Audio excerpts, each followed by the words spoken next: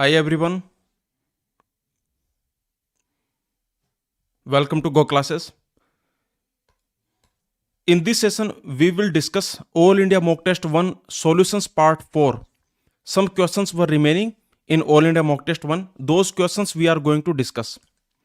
Okay, so before we start this session, please tell me, is the audio video, is everything clear? Let me know.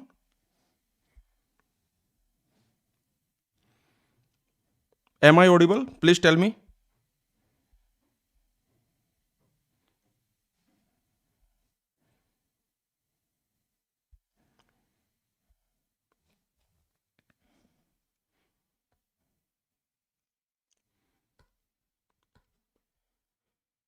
So, this is part 4, solutions part 4 for All India Mock Test 1 for GATE Computer Science 2024. The remaining parts you can find in this playlist, basically on the Go Classes YouTube channel. Okay, on the YouTube you can search Go Classes Test Quiz, and in this playlist you can see here is the playlist Go Classes Test Quizzes Homework Discussion.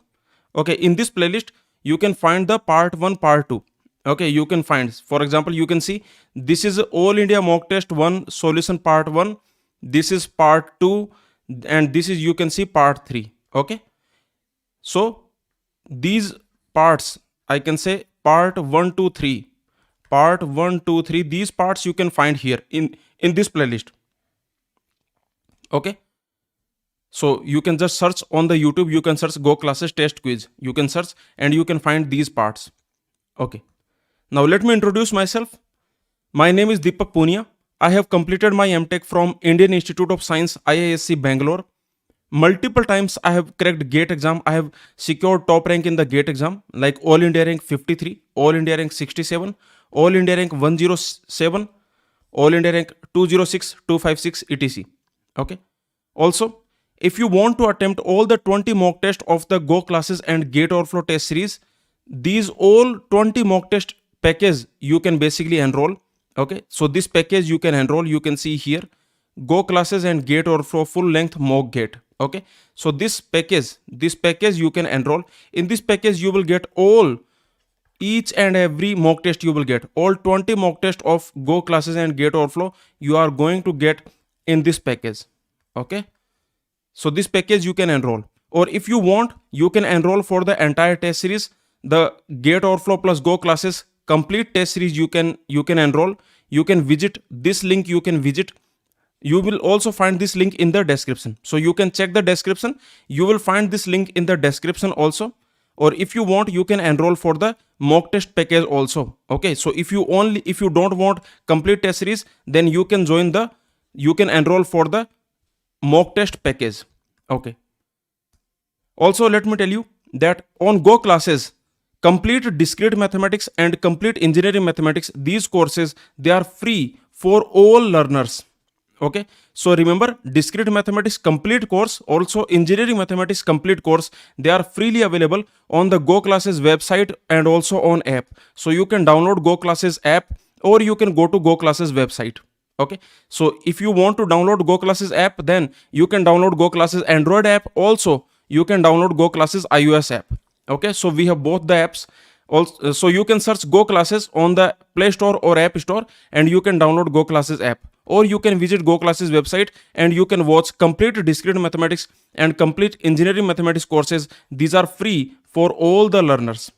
Okay, you can join Go Classes Telegram group for doubt discussion. So join Go Classes doubt discussion Telegram group. This is the username. You can find this Telegram group link on the website also. You can go to the Go Classes website. On the top you will find the Go Classes doubt discussion Telegram group link. Okay, so this link you will find, or you can use this username. This is the username for Go Classes doubt discussion Telegram group.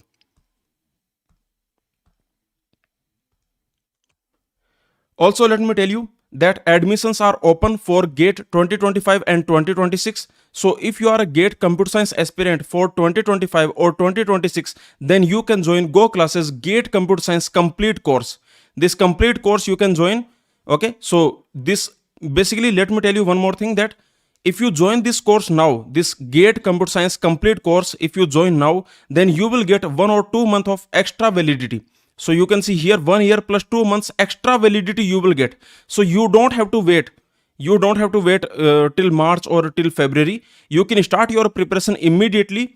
Okay, just visit the Go Classes website. On the Go Classes website, you can enroll for GATE Computer Science complete course. If you are a GATE 2025 or 2026 aspirant, you will get 2 months of extra validity. Either if you are GATE 2025 aspirant, then you will get 1 year plus 2 months extra validity. And if you are preparing for GATE 2026, then you will get 2 year plus 2 month extra validity. Basically, you are getting 2 months of extra validity you are getting. So just visit the Go Classes website and you can enroll.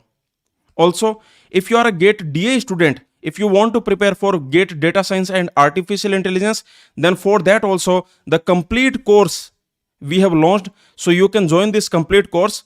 Okay, so you can visit Go Classes website and you can enroll for GATE DA complete course. You can enroll. Okay, so let's start the session now. So this is part 4, All India Mock Test 1, Solutions part 4. So let's start. Let's start with this question. This is discrete mathematics graph theory question. And this is a beautiful question, let me tell you. This question we have taken from Stanford University, and this is a very beautiful question. You can see this type of comments are there under this question. You can see it looks like an upcoming GATE question. Okay, so this question you can see this is a beautiful question, and this question you can see this will feel, you will feel like this is going to be upcoming GATE exam question. In future this type of question can come in the GATE exam. Okay, so let's solve it. So you can see a undirected graph is given to you. So this is a undirected graph. Now the question is saying a way to transform one undirected graph into another is by obtaining a subdivision. Okay, so basically this undirected graph you can convert into this undirected graph. So this transformation you can do. Okay, and this is called subdivision. This is called subdivision. The definition is already given to you in the question. So let's see what is the definition of subdivision. Let's see. Intuitively, the subdivision of an undirected graph G, if this is your undirected graph G, then the subdivision of this undirected graph G, denoted by sub G, is the graph formed by taking each edge in G. Okay, every edge, remember, taking each edge in G, breaking the edge in half, and joining the two halves together by adding a new node, in the middle of the edge. For example, if this is your graph G, then the subdivision will be like this. You can see what we are doing. Okay, in this graph G, remember each edge, please focus on this word, each edge. Okay, so you can see in this graph G, each edge we are dividing into half. For example, this edge, this AB edge we are dividing into half and we are putting a vertex in middle. This AC edge we are dividing into half and we are putting a vertex in middle. Okay, you can see this DC edge we are dividing into half and we are putting a vertex in the middle. Similarly, this BC edge we are dividing into half and we are putting a vertex in the middle. So you can see each edge we are breaking into half, and these two half we are adding a node. Okay, these two half basically you are joining those two half by putting a node in between. Okay, so very simple. So this is the idea. I hope you understood. Okay, so very simple. Now you can notice one more thing here. For example, here AB, these are adjacent, but here the AB, they are not adjacent, right? You can see here between AB there is a edge, but here between AB there is no edge. Okay, so you can just notice this point, that here you can see that AB, look at these two vertices, A, B, these two vertices, they are basically adjacent. They are adjacent because they have edge between them. Okay, they are connected by edge. But here you can notice that AB are not connected by edge. So you can see here AB, they are not adjacent. Okay, they are not adjacent, right? Okay, so very simple. So these simple observations you can do. Now the definition is again given. Okay, the same definition, because you can see this was intuitive definition. You can see this was intuitive definition, and the formal definition is also given to you. The formal definition is like this, that given a graph G, which is undirected simple graph, you can see here that this is the undirected simple graph. Okay, you have a undirected simple graph. This is already given to you. Now, if G is a graph, then we can find subdivision of G as following. What we will do, for each edge, for every edge, what we are going to do, we will create a new vertex. Basically, what this statement is saying, let me tell you, that if this G is a graph, let's assume this G is a graph. You have a graph G. Okay, in this G, let's assume there is a edge like this. There is a UV edge. Okay, there is a edge between them. Okay, so this is the, now let's call this edge E. So this edge E, that is basically edge between UV. Yes or no? That is a edge between UV. So you take this edge. Okay, now in the subdivision, what we will do, in the subdivision sub G. Okay, so in the subdivision of G, what we are going to do, basically we are going to add a new vertex in between UV. Yes or no? So this is U, this is V. In between them, we will create a new vertex and we will put it. Okay, this new vertex, let me call this new vertex EUV. Okay, let's call this new vertex EUV. Okay, so very simple point, that this is what we are going to do. This is how we can convert undirected graph into subdivision. What we will do, we will take every edge. Okay, every edge of G, what we are going to do, we will put a new vertex in between. In between, we are going to put a new vertex. So very simple. This same point you can see here, that for every edge, whatever edge UV you take, then we will create a new node, that is EUV. We will replace this edge with two edges. One edge is EUV and EUV. So you can see here there is one edge, right? This edge, this I can say this is one edge, but now here you have two edges. Okay, this edge, okay, this edge and also this edge. So basically what we are going to do, we will remove this edge, and we will put two edges in between U comma V. Okay, so you can see like this. Now this resulting graph is called subdivision of G. Okay, so very simple. I hope you understood this definition. What is subdivision of G? I hope you understood. So split every edge into two edges. Okay, split every edge into two edges, and a new node is inserted in the middle. So every edge, what you do, you insert into two edges. You split into two edges. So if I give you some graph, let me give you a graph like this.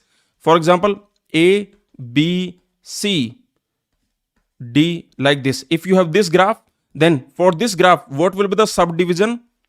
The subdivision, what that will be? So very simple. Split every edge into two edges. Okay, every edge you split into two edges and put a new vertex in between. Okay, in between you put a new vertex. Let me call this new vertex, you can call whatever you want. Okay, let me call it V1. Put a new vertex in between. Is this clear? Very simple. Similarly, this edge also you split this edge and put a new vertex in between. Okay, again you split this edge also, you split this edge into two edges. Okay, split this edge and put a new vertex in between, right? Similarly, this edge you split and you put a new vertex in between. So this is the idea. I hope you understood. So this is your subdivision of G. Very simple. Okay. Now what this question is asking? Now the question is asking some properties of this subdivision. Is this clear? Please tell me. So now the question is asking, what are the properties of this subdivision? So which of the following is or are true about the subdivision of an undirected simple graph? Okay, the question is asking which statements are true. Let's see all these statements. Let's see. First, the question is saying, for every undirected simple graph, the subdivision of G is always bipartite. The subdivision of G, that is always bipartite, means you can take any undirected graph. Okay, this undirected graph G, this may or may not be bipartite, but the subdivision will always be bipartite. Okay, like for example, you can see here. Okay, look at this graph. This graph is not bipartite, right? Look at this graph G. This graph is actually not bipartite. Okay, why this graph is not bipartite? Because there is an odd cycle. Because there is an odd length cycle. You already know this theorem. Okay, there is an important theorem that a graph is bipartite if and only if there is no odd length cycle. Yes or no? So you can see this statement, this theorem is there, that a simple graph, okay, a simple graph is bipartite. When it will be bipartite? A simple graph is bipartite if and only if there is no odd length cycle. There is no odd length cycle. There is no odd length cycle. Yes or no? So very simple point, that a simple graph is bipartite if and only if there is no odd length cycle. But here you can see in this graph, look at this graph, there is an odd length cycle. This triangle you can see, this is a 3 length cycle. So this graph is not bipartite. But look at this subdivision. This subdivision, this is bipartite. This subdivision is bipartite. Why? What is the reason? You can easily see that there is no odd length cycle here. You can see this, the length of this cycle is 1, 2, 3, 4, 5, 6. So this is a 6 length cycle. Yes or no? So you can easily see, look at this cycle. I am telling you that this graph is bipartite. What is the reason? The reason is this is a 6 length cycle. Okay, 1, 2, 3, 4, 5, 6. So there are 6 edges. In this cycle, there are 6 edges. So this is a 6 length cycle. So you can see there is no odd length cycle here in this graph, in this subdivision. So I can say this is a bipartite. Now the question is asking that whatever undirected graph you take, whether this undirected graph is bipartite or not. Basically, every undirected graph you take, the subdivision will always be bipartite. So can we prove it? Can you prove it that subdivision will always be bipartite? Yes, subdivision will always be bipartite. We can easily prove it. Okay, so let's prove. Let's see the proof. The proof is quite simple. Okay, the proof is basically that subdivision of G is always bipartite. Okay, is always bipartite, whatever graph G you take. So I can give you multiple proof for that. Let's see the first proof. Okay, so what I can do, I can give you a bipartition in the sub G. I can give you a bipartition. So see what I will do. See, whatever G you take, notice, whatever G you take. Okay, now in this G, from this G we get a sub G. Yes or no? We get a subdivision of G. So from this graph G we get a subdivision of graph G. Now in this subgraph, in this subdivision, what you do, you can create two partitions easily. What are the two partitions? The two partitions are like this. What you do? See, in this graph, you have some vertices. Okay, you have some vertices, like for example, let's assume the vertices like A1, A2. Let's assume these are the vertices. Okay, these are the vertices. Now, what you can do, notice one thing. No, what you can do in this subdivision, I am telling you, this subdivision is bipartite. Okay, and how to prove that this is bipartite? I can give you a bipartition. I can give you a bipartition. I can give you, okay, in bipartition of this subdivision, I can give you. What I will do, notice, I will put all these vertices here. Okay, I will put all these vertices here. Okay, and remember, all the new vertices in this subdivision, there are new vertices, yes or no? Because in this subdivision, you know that every edge of G we will split into two part, and in middle we will put a new vertex, right? So those new vertices, let me call those new vertices V1, V2 and so on.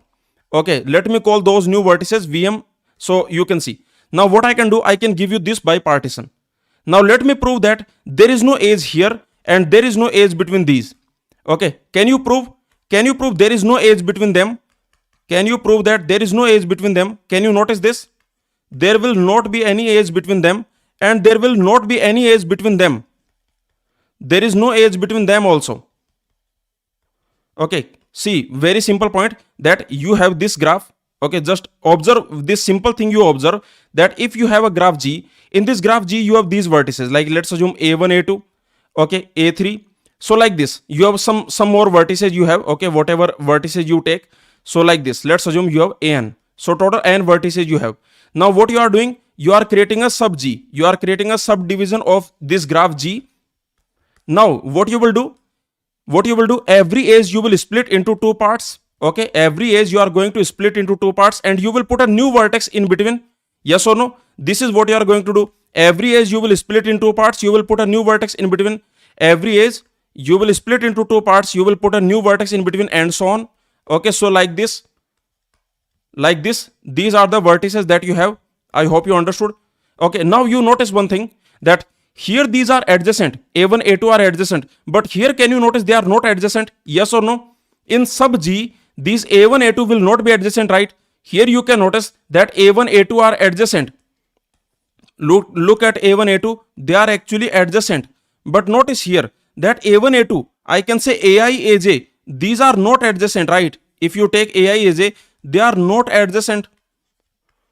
Can you notice? They are not adjacent. Similarly, can you notice that VI, VJ, they are also not adjacent. Okay, VI, VJ, you take any two new vertices, they are also not adjacent. So the same thing I can say that VI, VJ, they are also not adjacent.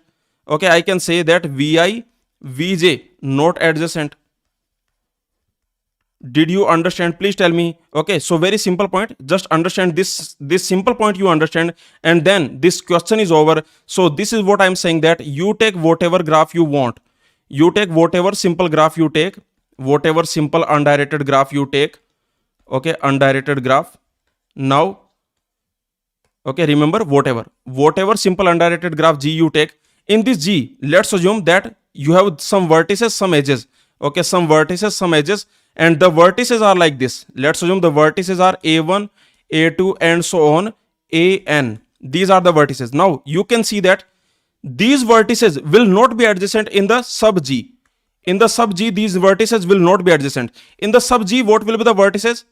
Okay, here in this sub G, what will be the vertices? The vertices will be all the old vertices. Okay, these vertices, and some new vertices also we will put. Yes or no? Some new vertices also we are putting, V1, V2, and so on, VM.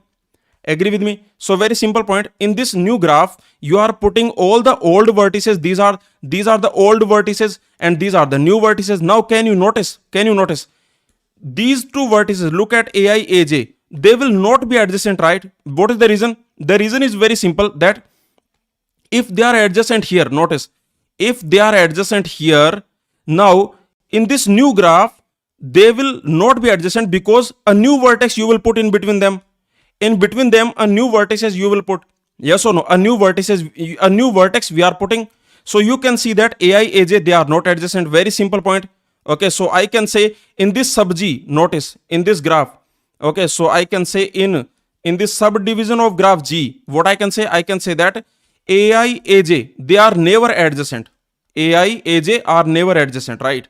AI, AJ are not adjacent. Not adjacent.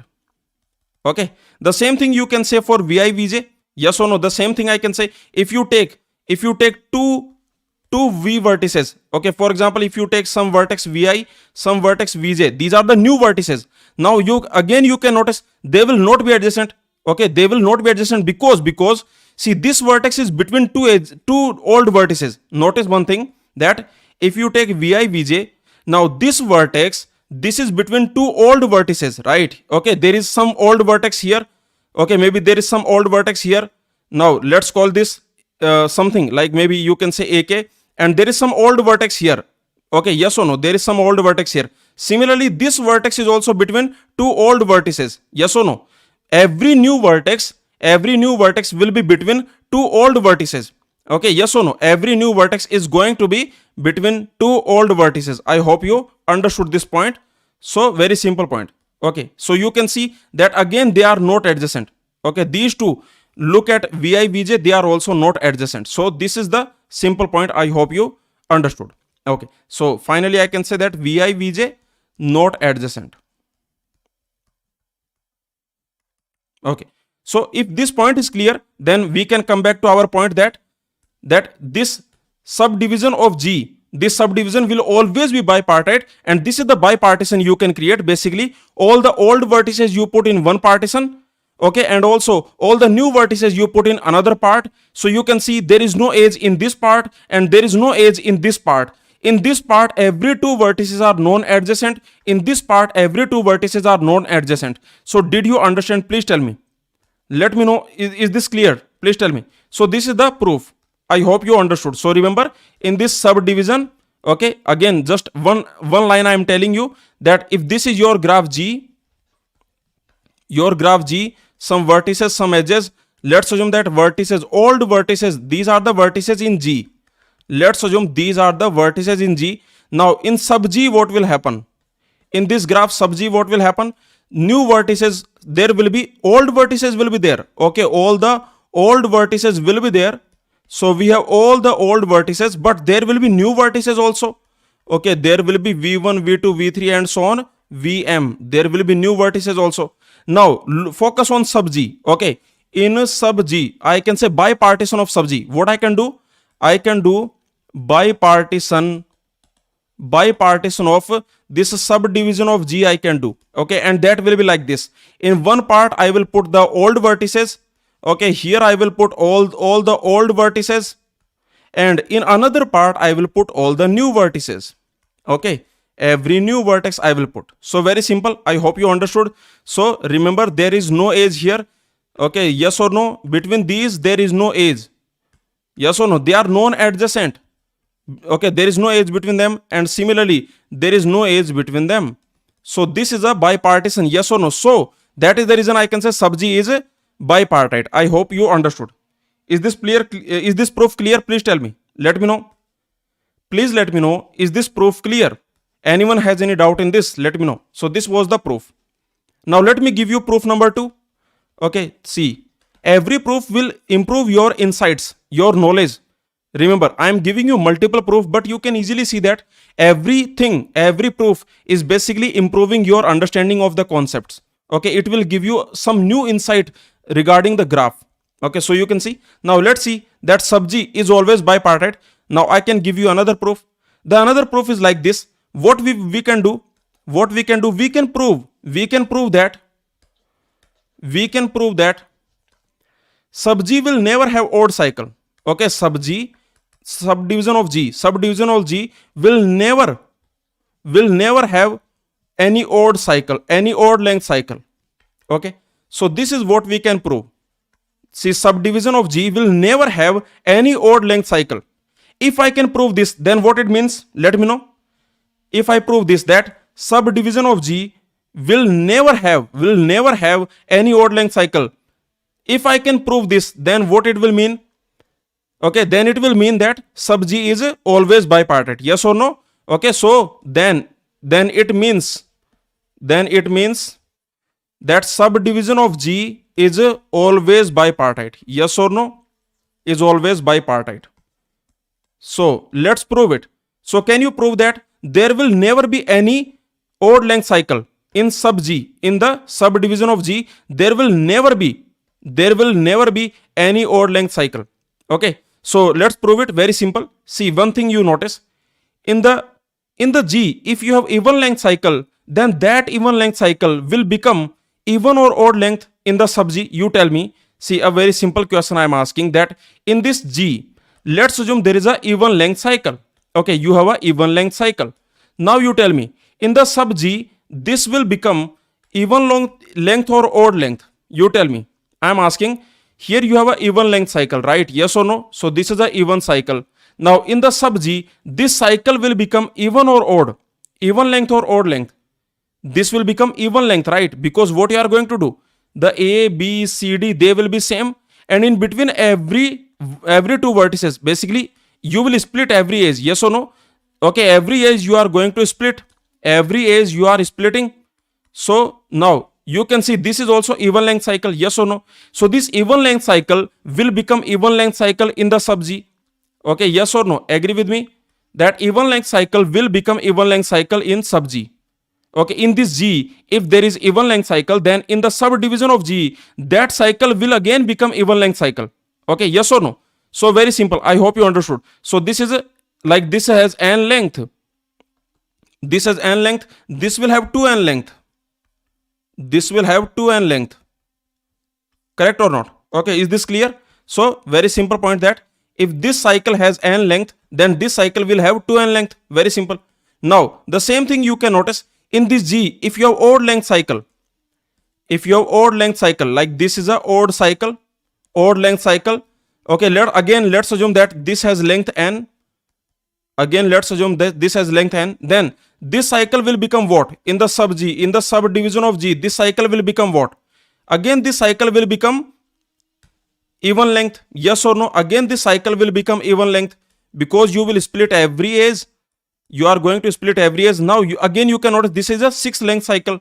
Yes or no? So this is again a even cycle. I hope you understood. Again, the length is 2n. So very simple point, that in this G, if you have n length cycle, that will become 2n length cycle in the subdivision of G. Okay, so this is the simple point. Okay, I hope you observe this. So let's call it a note, that in G,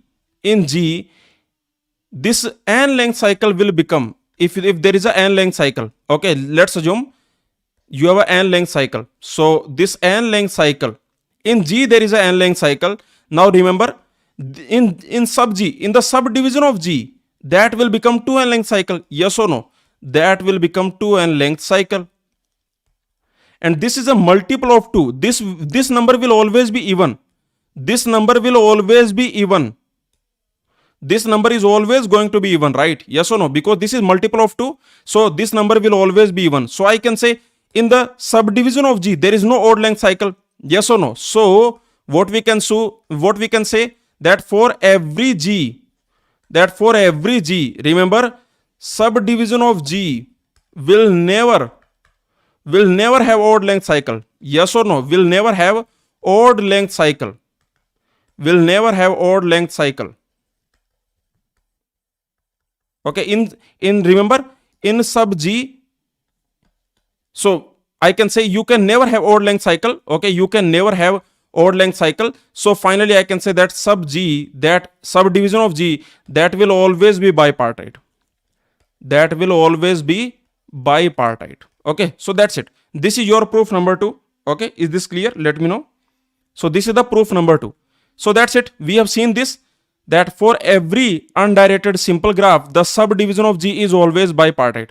We have proved it.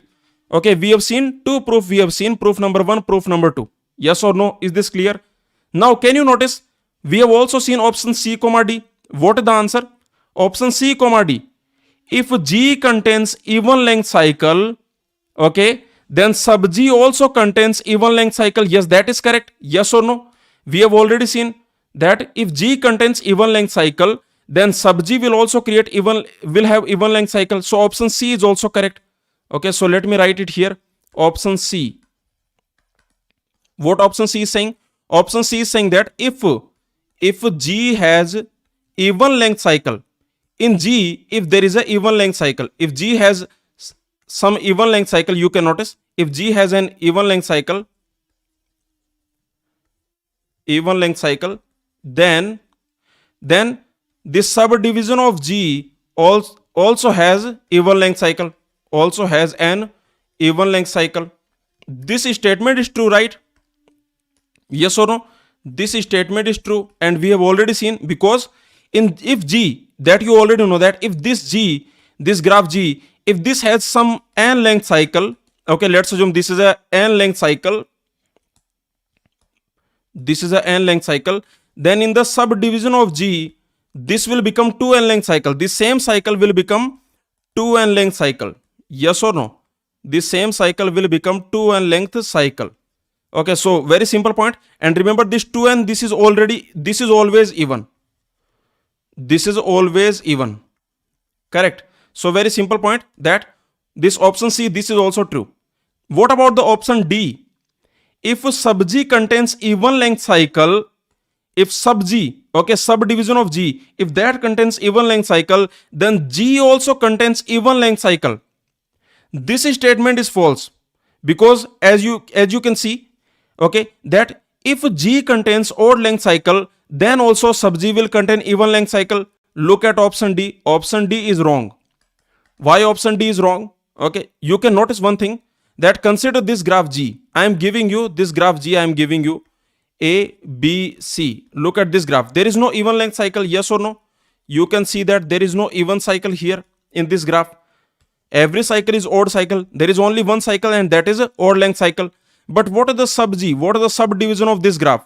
The subdivision of this graph will be like this. You will split every edge. Okay, you are going to split every edge. You are going to split. So now you can easily see one thing, that here you have a 6 length cycle. Yes or no? Look at this. This is a 6 length cycle. So here I can say that sub G has even sub G contains an even cycle. Okay, there is a even cycle here. So you can easily see that sub G contains even cycle, but you can see G contains no even cycle. Yes or no? G contains no even cycle. No even length cycle.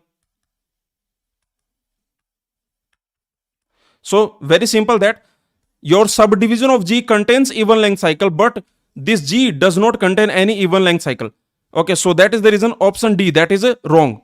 Okay, please understand that if G has any cycle at all, then that will become even length cycle in the sub G. Okay, this is the final point, that you can easily understand, that if G has any cycle, whatever cycle you take, Okay, you just focus on G. In this G, if you have any cycle at all, if there is a n, I can say, if there is an n length cycle, okay, this n can be odd or even.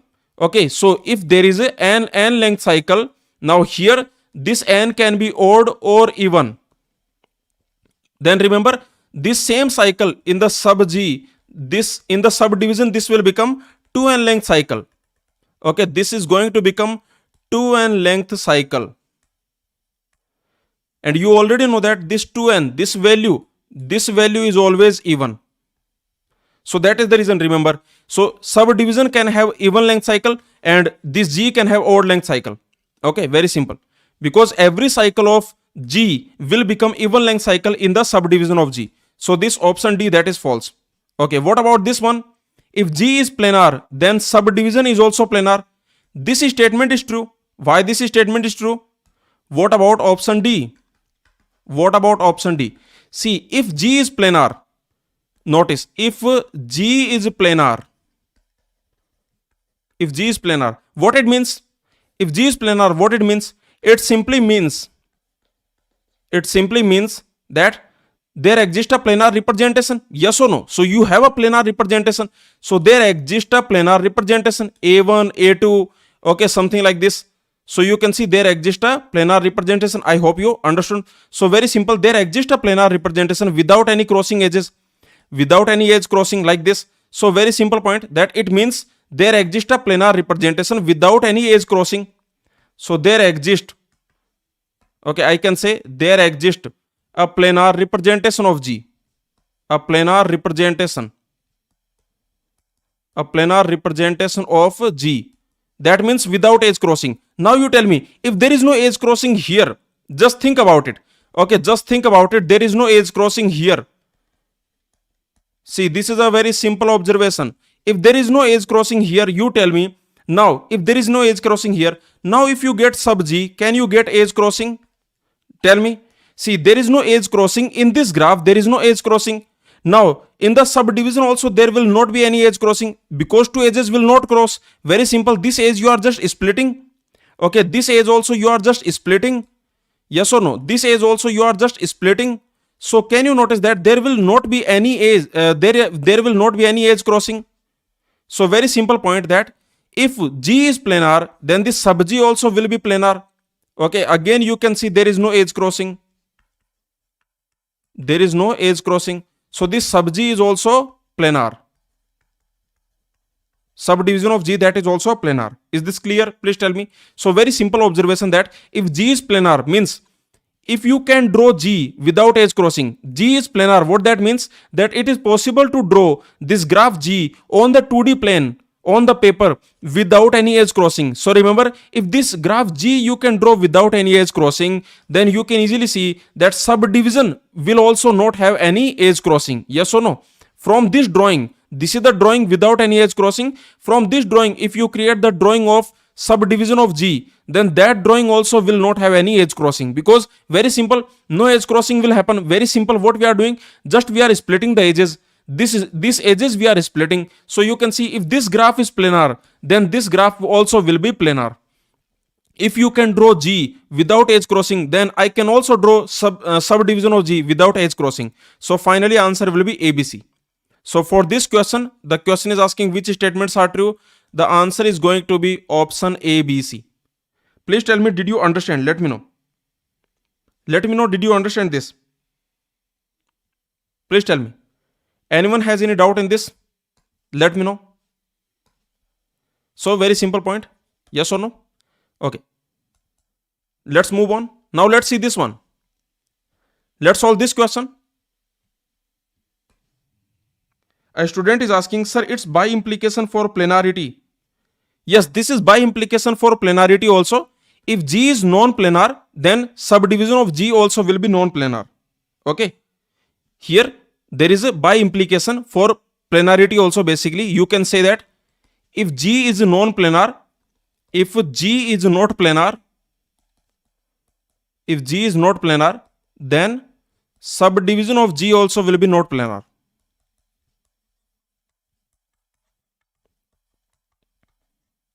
Okay. So this statement is also true. Is this clear? This statement is also true. Basically, you can easily prove it. There is a theorem, Kurotaski theorem. Okay, so using that theorem, you can easily prove it. But anyway, don't worry about it. Do not worry about it. Okay, so just focus on the given question. For the given question, the answer will be ABC. Okay, let's move on now. Let's solve this question. This is another very beautiful question. I will tell you why. So let's solve it. In what follows, let's assume the domain of discourse is non-empty set of people. So you can see for this first order logic expression, the domain is set of non-empty set of people. Okay, the domain is non-empty and the domain has basically set of people. So all quantifiers range over people. Consider the predicate drinks P. That means P is currently drinking. The drinker's paradox. The drinker's paradox is the following statement. This statement is given to you. This is known as drinker's paradox. What this statement is saying? See, this statement is saying that there is someone in the domain. Basically, there is someone in the domain such that if this person is drinking, then everyone is drinking. Yes or no? So very simple. There is someone such that if that person is drinking, then everyone is drinking. Now, their options are given to you. Which of the following is true? The above statement is always true. The above statement is always true, regardless of who is drinking, who is not drinking. The above statement is always false, or I can say can be false, depending on who is drinking. The above statement is equivalent to this statement. The above statement is equivalent to this statement. Okay, so this is the question that is given to you. You just tell me one thing. Look at this statement and tell me, does it look like a true statement? If I tell you, okay, this statement, just focus on this statement. I am giving you a statement that there is someone. Notice one thing. There is someone such that, okay, let me write it. There is someone X. There is someone X such that if X gets All India rank 1, if X gets All India rank 1 in GATE 2024 or in GATE exam, then everyone gets All India rank 1. Then everyone gets All India rank 1 in GATE exam. Okay, now tell me, this statement is true or not? Just use your common sense and tell me. Let me know. There is someone X. Okay, there is some person X such that if X gets All India rank 1, then everyone will get All India rank 1. This statement, read this statement and tell me, is this statement true? Just read this statement and tell me, is this statement true? Look at this statement and tell me, what is this statement? Is this statement true? Now let me tell you, this statement is always true. This statement, we can prove it. I will prove it, don't worry. I will prove it. This statement is actually true. This statement is actually true in mathematical logic. Okay, in the mathematical logic, this statement is true. In the mathematical logic, this statement is true. We can prove it. I will prove it that this statement is true. I will give you the proof also. But can you notice something weird is happening? Yes or no? If you say this statement to anyone, okay, just ask anyone about this statement, what they will say. They will say that this is a ridiculous statement. Yes or no? They will say you are stupid. Okay, but let me tell you, this statement is actually always true. This statement. Okay, the same statement is this. The given question you can see. There is someone such that if that person is drinking, then everyone is drinking. Notice, there is someone X such that if X is drinking, then everyone is drinking. Okay, notice one thing. If X is drinking, then everyone is drinking. If X is drinking, then everyone is drinking. Okay, now let's prove it. Now let me prove that this statement is actually true. And this statement is always true. Let me tell you. Okay, let's prove that it is always true. It is always true. It does not matter who is drinking, who is not drinking. Okay, It does not matter who is drinking, who is not drinking. This statement is always true. Let me prove it. So first you convert this statement into first order logic. Okay. Let's convert this statement into first order logic. So what this statement is saying in this question, this expression is given to you. You can see this expression, this is already given to you, but let's convert. Okay. So this statement is given to you that there is someone such that if that person is drinking, okay, if that person drinks, then everyone drinks.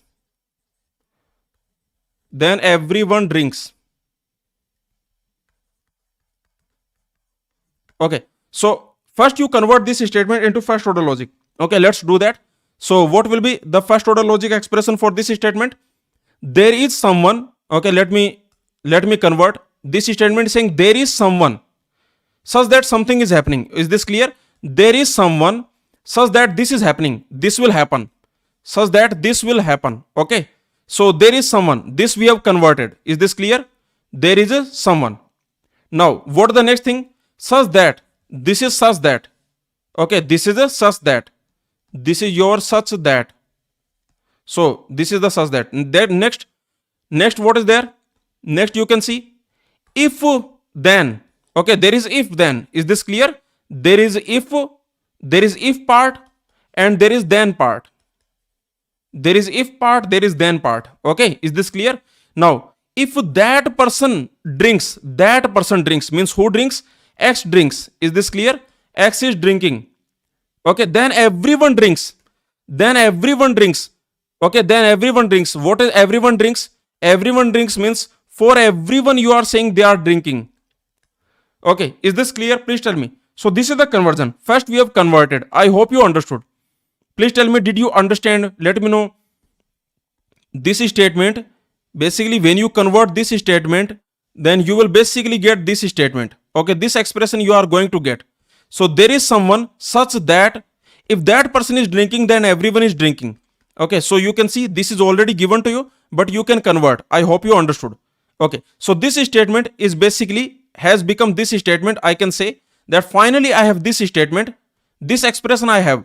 Okay, there is someone, there exists X such that if this X is drinking, then everyone is drinking. Okay, then everyone is drinking. Then for all Y, they are drinking. Okay, so this is the statement. Understood? Now let's prove that this statement is always true. Now what we are going to do? We are going to prove. Okay, the proof. Basically prove that this statement is always true. Let's see. Prove that. Let's call this statement S. Let me call this statement S. Prove that S is always true. Okay, S is always true. So basically S is valid. Something which is always true, that is called valid. Okay, if something is always true, that is called valid.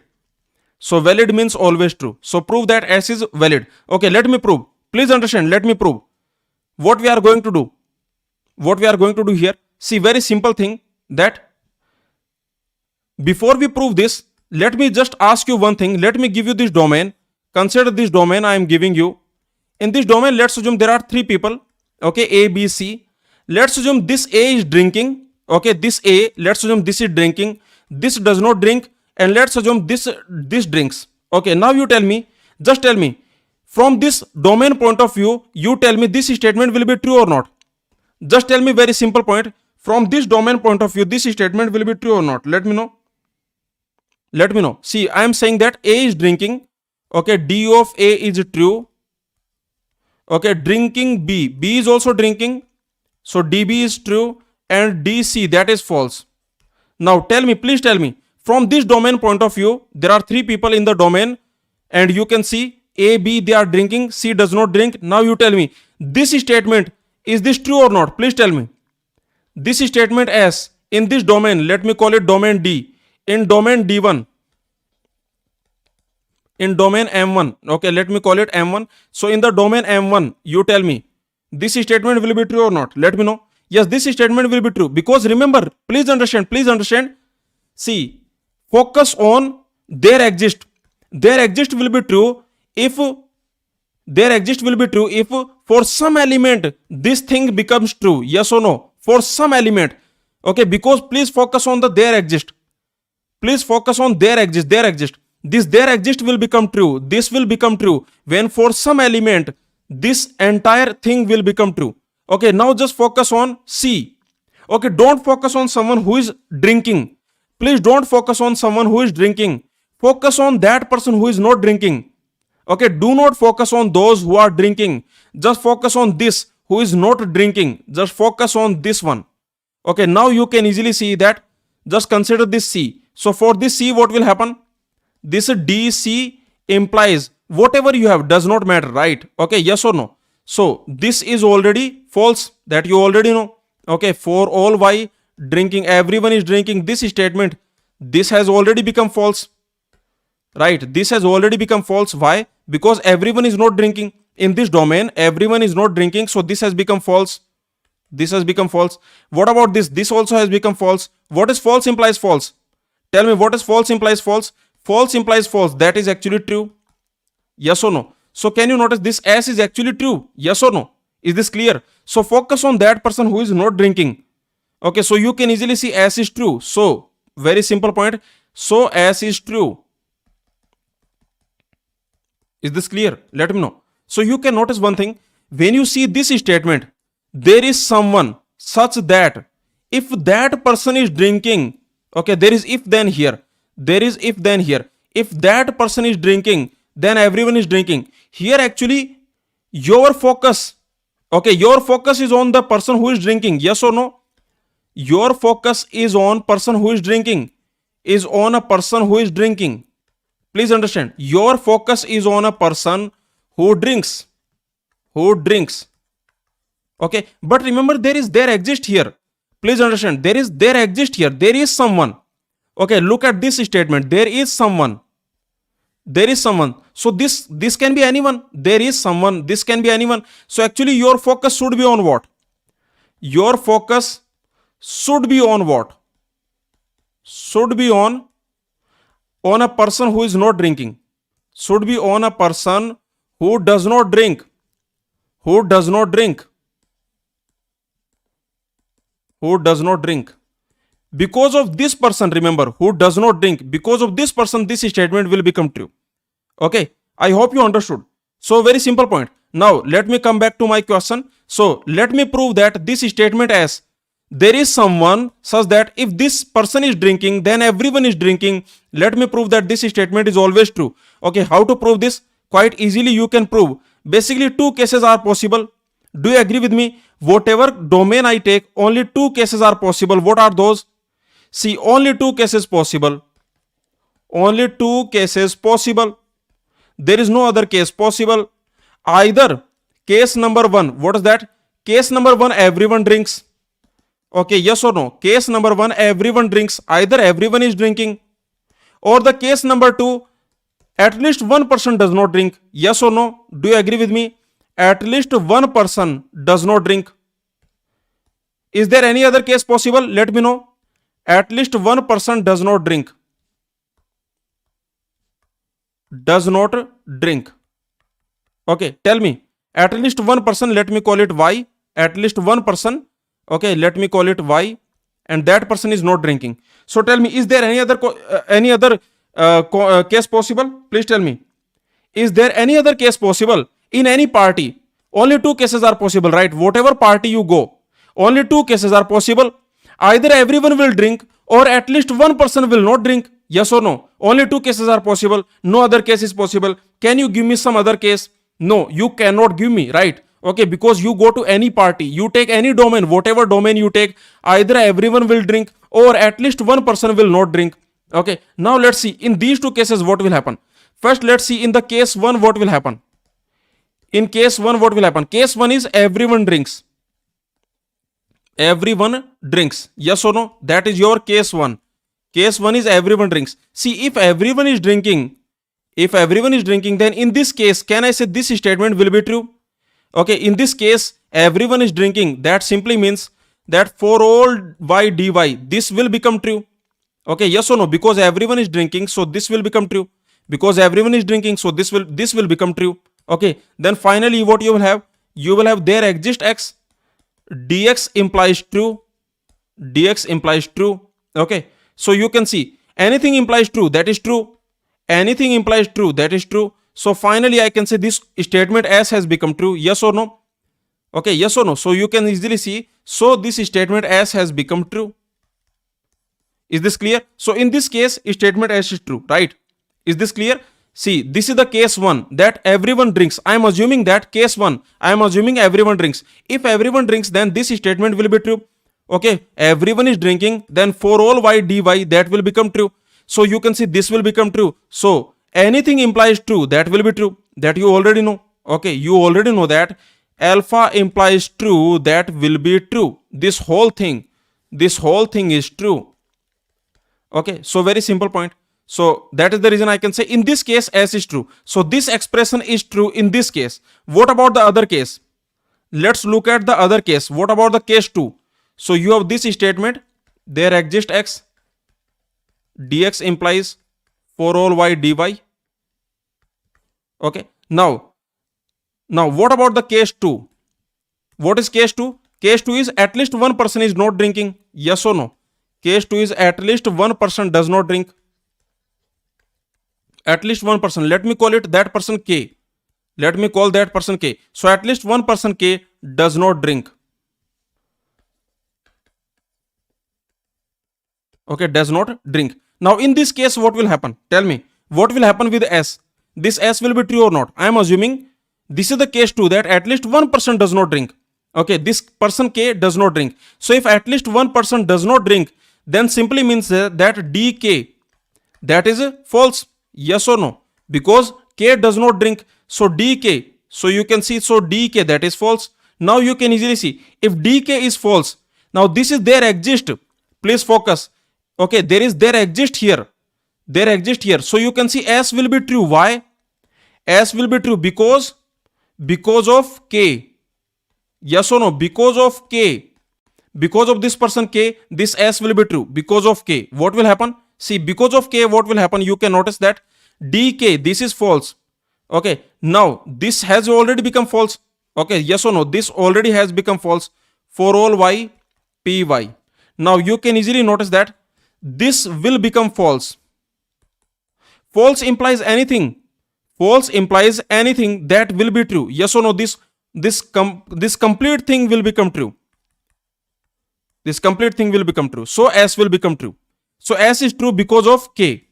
Is this clear? So this statement s is true because of this K who does not drink. So finally I can say whatever case you take. So this is the conclusion. So remember, this was your expression, there exists x, there exists someone such that if that person is drinking, then everyone drinking. Okay, we have proven that this statement is always true. Yes or no? We have proven that this is always true. Is this clear? This statement is always true. Please tell me, did you understand? Let me know. This statement is always true. Okay, whatever case you take. Yes or no? Because only two cases are possible. You already know only two cases possible. In both the cases s is true. That you already know that only two cases possible. Okay, either everyone will drink or at least one person will not drink. Only two cases possible. In both cases s true.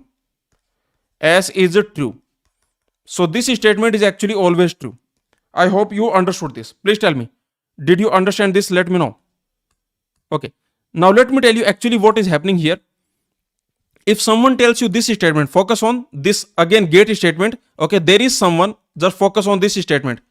There is someone, okay, such that if that person will top, okay, there is someone, let's call it x, there is someone x such that if x tops gate exam, such that if x gets all India rank 1 in gate exam, then everyone gets all India rank in gate exam, then everyone gets all India rank 1 in gate exam.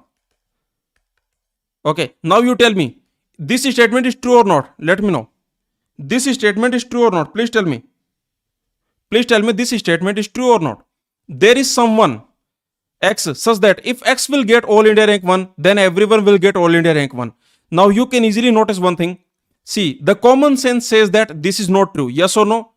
Okay, if you use common sense, then this is not true. But actually, this is always true. But actually, this statement is always true. Yes or no? This statement is actually always true. I can say in the logic, in the mathematical logic, this statement is always true, right? Yes or no? Agree with me? Now you tell me one thing, you tell me what is the reason this statement is not true in the common sense, but it is true in the mathematical logic. Let me know. This statement, look at this statement and tell me this statement is true in mathematical logic. Okay, in mathematical logic, if you apply the mathematics, this statement is true and this statement is false in common sense. In common sense. Can you tell me what is the reason? Let me know what is the reason. See, let me tell you, because whenever you speak this statement, if I speak this statement, then your focus will go on that person who is getting All India Rank 1. Agree with me? If I speak this statement, then your focus will go on which person?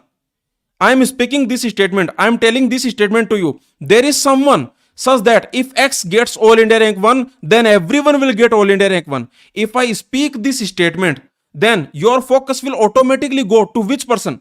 Your focus will automatically go to the person who will get All India Rank 1. But actually, your focus, remember there is someone. Okay, so there exists someone. Your focus should go to that person who is not getting All India Rank 1. Okay, is this clear? Because there exists someone. Okay, remember there exists someone. So this statement can be true because of anyone. Okay, anyone can make it true.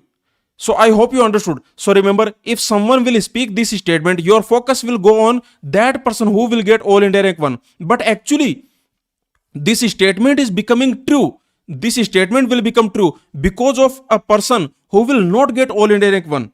Okay, so remember, is this clear? Now let me tell you, basically this type of situation you may have seen. There is a movie Lakshay. Have you seen that movie? There is a Bollywood movie, Hrithik Roshan is there. So there is a movie Lakshay. Have you seen this movie? So there is a nice movie. This movie you can watch after the GATE exam. You can watch this movie. In this movie, basically there is a situation like this.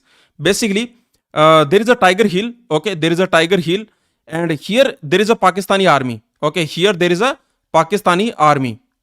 So this movie is basically based on Kargil war, I think. Okay, so you can see there is a Pakistani army here.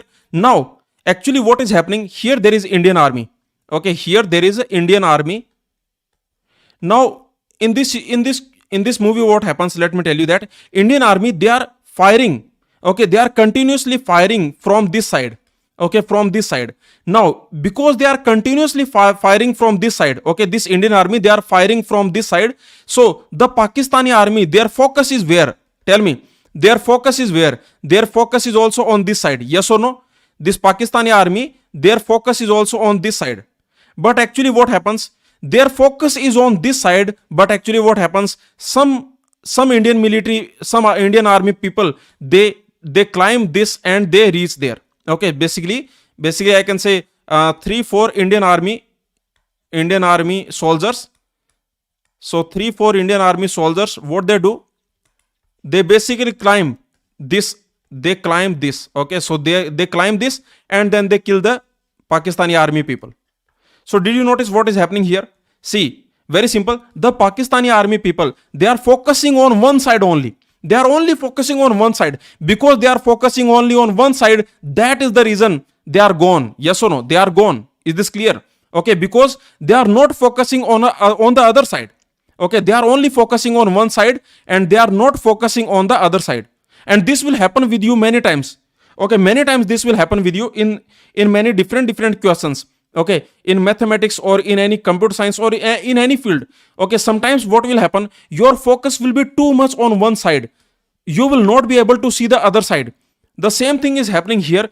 If someone will speak this statement, if I speak this statement, there is someone X such that if X will get All India Rank 1, then everyone will get All India Rank 1. If I speak this statement, your focus will go towards All India Rank 1 person. Yes or no? Your focus will automatically go to this person who will get All India Rank 1. But actually, this statement is true because of a person who will not get All India Rank 1. a person who does not get all India rank 1, because of that person, this statement will become true. I hope you understood this. Okay, so this is a very nice question. I hope you understood. Please tell me, did you like this question? Let me know. Did you like this question? Okay, so I hope you understood this scenario also. This Lakshay movie scenario, I hope you will remember this. So remember, sometimes if you are stuck, okay, you are looking at only one side, okay, then remember, please look at all the sides. So let's assume you are solving a mathematical question or some problem you are solving, okay, and you are not able to solve it. Then what you can do, you can change your perspective. You can look at the other side. Okay, so very simple. This is the one thing you can learn from this movie Lakshay, or maybe from this example you can understand. I hope you understood this. Okay, so is this clear? So finally, remember, very simple point I am telling you, that this type of statements are always true. Okay, this template, I am giving you a template, I am giving you. Okay, I am giving you a template, I am giving you. Look at this template. There is someone such that if this person X has this property, then everyone has this property. Okay, see, this statement is always true. This statement is always true. You can replace this property with anything. This statement will always be true. This statement will always be true.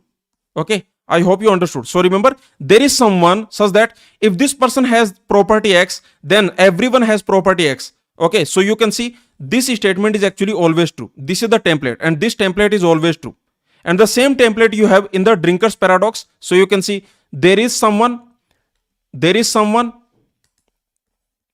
such that if this person is drinking, then everyone is drinking. So the same template you have, yes or no? Now let me give you another proof. Okay, let me give you very easy proof. Actually, this is true. Let me give you another proof. Okay, proof number 2. This is actually very easy. I am keeping this proof now. So let me tell you the proof number 2. Do you remember null quantification? There is a null quantification law. We have seen null quantification in Go classes first order logic lectures. Do you remember null quantification? Please tell me. This null quantification rule, anyone remembers? Is there anyone here who remembers null quantification rule? In Go classes lectures, we have already seen this. You can see here. Okay, in the Go classes discrete mathematics, in the first order logic, we have already seen this. You can see this lecture number 38, null quantification rule. We have already seen this lecture number 38, null quantification. So this we have already seen in our Go classes discrete mathematics course. Okay, in this null quantification rule, if you remember, I told you many things. Okay, and we also proved this type of statement. Okay, look at this type of statement, that there exists X, okay, such that Px, okay, such that Px implies A. Okay, Px implies A. If you remember, this was equivalent to for all x Px implies A. Okay, do you remember this? Let me know. So this null quantification rule we have already seen in our Go classes discrete mathematics course in the first order logic with proof. I have already told you the proof.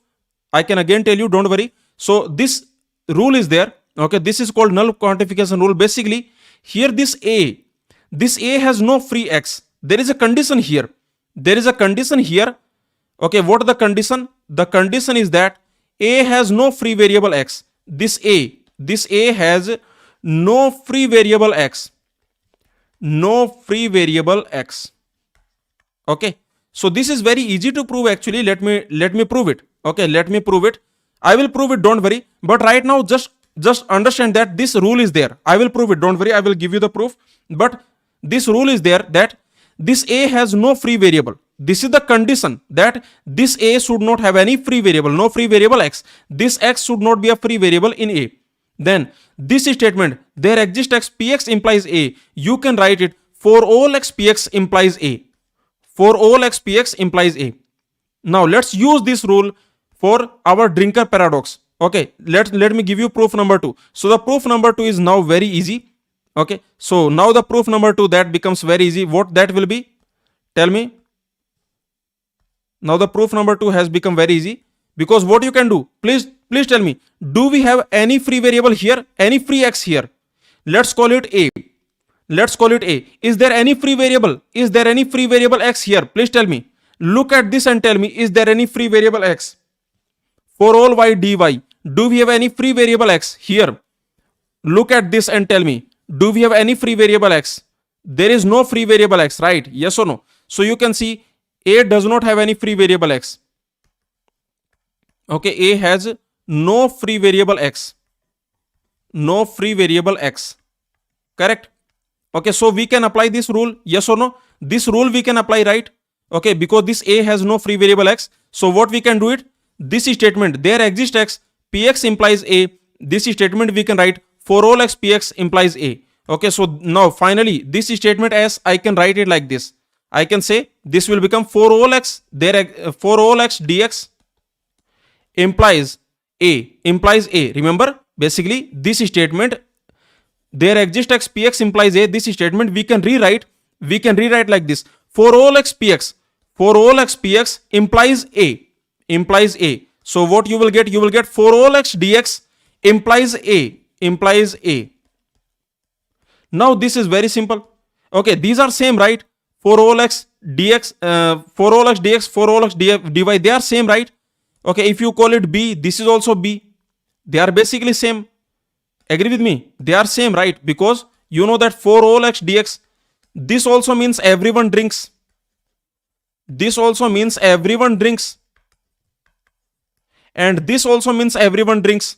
For all dy, for all y dy, this also means everyone drinks. So these two statements are basically same. Everyone drinks. So I can say this statement and this statement, they are basically same. Yes or no? For all x dx, this statement is same as for all y dy. Okay, for all x dx is same as for all y dy. Okay, let's call them a, or maybe you can call them b. Now you can notice that b implies b, that will be tautology. B implies b, that is always true. B implies b, that is always true. So finally I can say that this s will always be true. Yes or no? So that is always true. This is your proof number 2. Did you understand? Please tell me. This is your proof number 2. This is very easy, right? Yes or no? Okay, if you know only this null quantification rule, then this is very easy. Do you agree with me? See, there is a null quantification rule, and let me tell you, this is a standard concept which we have already seen in our lecture. This null quantification rule, this we have already seen here. Okay, Go Classes discrete mathematics course. Let me tell you, this discrete mathematics course, this is free for all students. This is free for all the students. Okay, everyone can learn complete discrete mathematics from Go Classes. The complete Go Classes discrete mathematics course is free for all the students. So you can just go to the Go Classes website and you can watch it. And in the first order logic, we have seen this lecture 38 null quantification rule. So this null quantification rule we have already seen in the lecture 38. You can watch it. Now in this lecture with proof, I have taught you everything. Okay, for everything I have given the proof. Now let me again tell you. So basically there is a null quantification rule. Let's prove it. Okay, let's prove this. There is a null quantification rule. And this null quantification rule is like this, that there exists x px. Okay, this p can be anything. There exists x px implies a. This is same as for all x px implies a. Okay, so remember, this is same as this. Now let's prove it. So this is very easy to prove. Let me quickly prove it. Okay, let me quickly prove this. So the proof is very easy. See, remember, there is a condition here. What is the condition? Tell me, what is the condition? The condition is that a does not have any free variable x. Okay, there is a condition here. The condition is that a does not depend on x. A does not depend on x. A does not have any free x. A does not have any free variable x. Any free variable x. That simply means a does not depend on x. Okay, that's in simple words, I can say a does not depend on x. In simple words, a does not depend on x.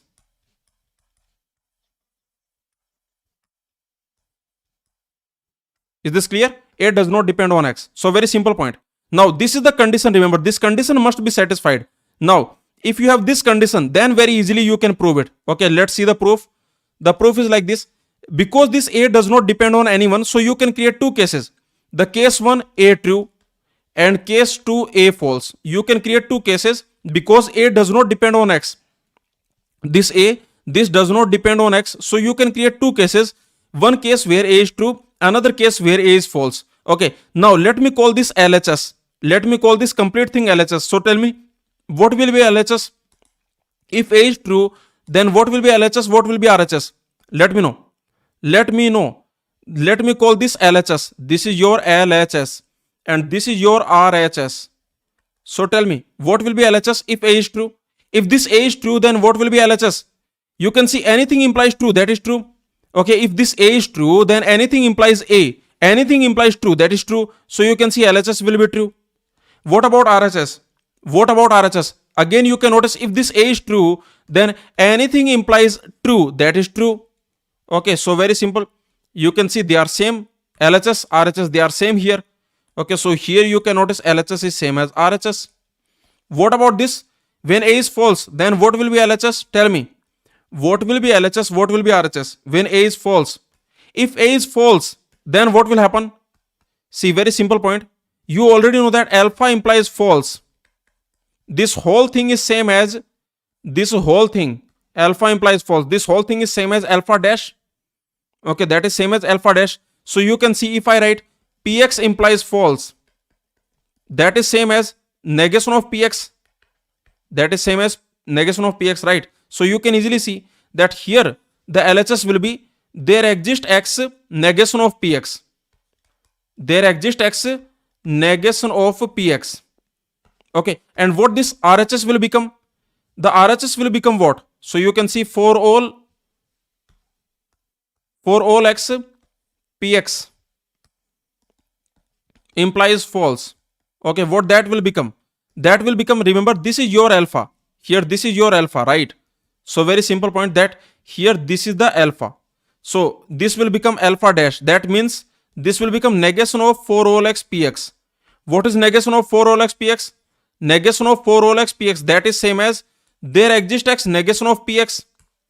There exists X negation of Px, right? So very simple point that this RHS will also become there exists X negation of Px. So again they are same. Again LHS is same as RHS. So finally, is this proof clear to everyone? Please tell me. Is this proof clear that this is the null quantification rule? So you take this case or you take this case. LHS and RHS are same. Okay, you can take this case A true. You can take this case or you can take this case. You can take any case. LHS and RHS are true. So that's it. This is the null quantification rule. Okay, so finally remember, this is a null quantification rule. Null quantification rule. What is this null quantification rule? This null quantification rule, I have given you the proof. Okay, I have already given you the proof. Please tell me, did you understand the proof? Let me know. Did you understand the proof? We have already seen this in our lectures. In the Go classes discrete mathematics course, we have already seen this. So this is the final conclusion. There exists X. Px implies A. This is same as. This will be same as for all X. Px implies A. Okay, they will be same. And the proof I have already told you. Let me tell you, there is another one. There is another one that is like this. For all X, Px implies A. For all X, Px implies A. That is same as. For all X, Px implies A. That is same as there exists X, Px implies A. Okay, there exists X, Px implies A.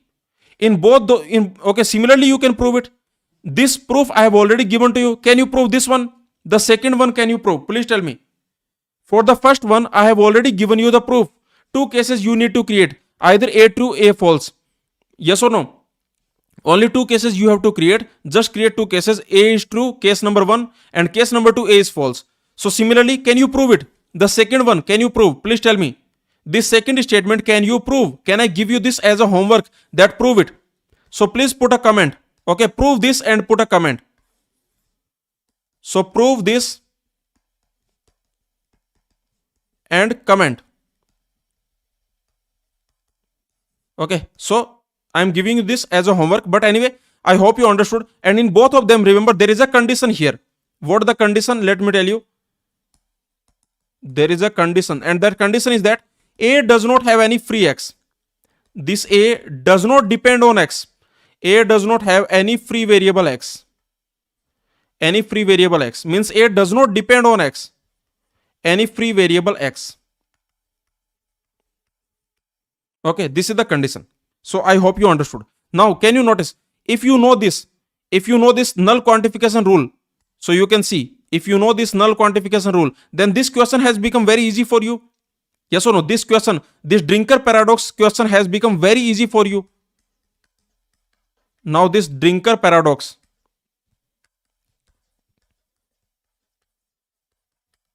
This drinker paradox has become very easy because this is the drinker paradox.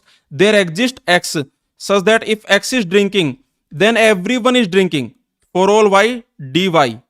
Okay, yes or no? Because you can see this will be, okay, you can rewrite this. You can rewrite this. What you can do? This statement you can rewrite and you can say this is the A. Okay, this is your A. Right? So here you can see that this statement is your A. And this does not have any free x. Okay, no free x in A. No free variable x in A. So now this question has become very easy for you. Finally, you can say that you can write it for all x dx. For all x dx implies A. Implies A. Okay, and you know that this statement is basically true. If you call it B, this is also B. B implies B is true. So this question has become very easy for you. I hope you understood. Okay, so that's it.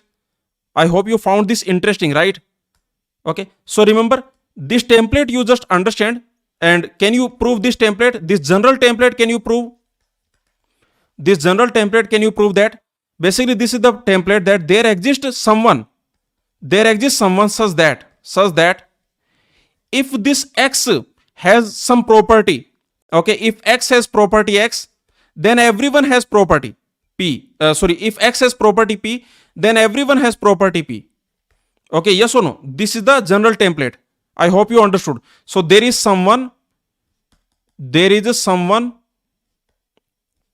such that if that person has property P, if that person has property P, okay, if that person has property P, then everyone has property P. Then everyone has property P.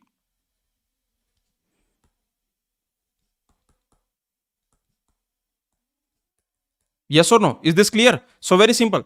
So this statement is always true. This is what I am telling you. This is what I am telling you, that this statement, this template, very simple, this template we have seen. So this statement is always true.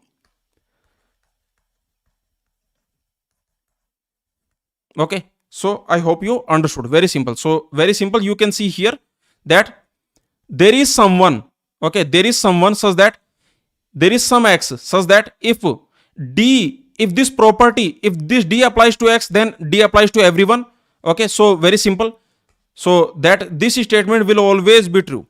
Okay, this statement will always true. Okay, this statement is always true. And this, they are same. They are same because you already know this, that this P implies Q. You can write it negation P or Q. Correct? Okay, negation P or Q. So you can see the same statement you can write like this, that there exists someone negation dx or for all y dy, means there is someone such that either x does not drink or everyone drinks. Okay, or everyone drinks. So remember, these two statements are basically same. So this statement is always true. So this is the general template. Okay, so that's it. Understood? Let me know. So very simple and very beautiful. Okay, now can you notice one thing? This property P you can replace with anything. This property P you can replace with anything. Here, look at this. This property P I can replace with anything. For example, there is someone such that if that person tops GATE exam, then everyone will top GATE exam. There is someone such that if that person is intelligent, then everyone is intelligent. there is someone such that if that person has 10 children, then everyone has 10 children. Yes or no? So basically I can do anything here. Yes or no? I can make any statement. You can make any statement and this statement will be true. For example, if I say there is someone such that if that person has 2 children, then everyone has 2 children. This statement will be true. Yes or no? Similarly, there is someone such that if that person has no child, then everyone, basically no one has any child. Okay, so all these statements, they will always be true. They will always be true in the mathematics. In the mathematical logic, they will always be true. Now, for example, you can see this example. There is a woman. There is a woman. Notice here. There is a woman on earth such that if she does not produce child, okay, she becomes sterile, means she does not produce child, then whole human race will die out. Okay, yes or no? Basically, there is a woman. If she does not produce child, then no one will produce child. Okay, so this statement is basically true. Agree with me? This statement is actually true. Okay, let me tell you, this drinker paradox was given by a person called Raymond Simulan. Actually, there is a person, Raymond Simulan. Okay, so this person is there. He wrote a book. There is a book. Okay, there is a book, and the name of that book is actually, what is the name of this book? Okay, he wrote a book, and the name of this book, let me tell you the name of this book. The name of this book is, what is the name of this book? What is the name of this book? Okay, so basically, let me tell you, you can download this book from the internet. Okay, and this is a puzzle book. You must have understood that this is a puzzle book. And in this puzzle book, many nice puzzles are there. Many mathematical puzzles are there. Okay, let me tell you, in this puzzle book, there are mathematical puzzles. Like in this book, you don't have those dumb puzzles. Okay, दो अक्षर का मेरा नाम उल्टा सीधा एक समान. So you know, in our newspaper, there are some dumb puzzles. They come. Okay, in the childhood, when we were small children, then we were solving these dumb puzzles in the newspaper. Yes or no? So those puzzles are not there in this book. This is a puzzle book, and there are mathematical puzzles. Okay, like for example, this drinker paradox. This is one of the puzzles from this book. What is the name of this book? Okay, so there is this person, Raymond Simulan. You can download this book from the internet, and this is a puzzle book. Okay, from this book, this drinker paradox is taken. Okay, I hope you understood. Is this clear? Now, similarly, this variation, look at this variation. There is at least one person such that if anybody drinks, then he does. Is this statement true or not? Can you prove it? See, this is the variation. This is the variation. There is at least one person such that if anyone drinks, then he does. Okay, let's look at this variation. Let's look at this variation. This variation is saying that there is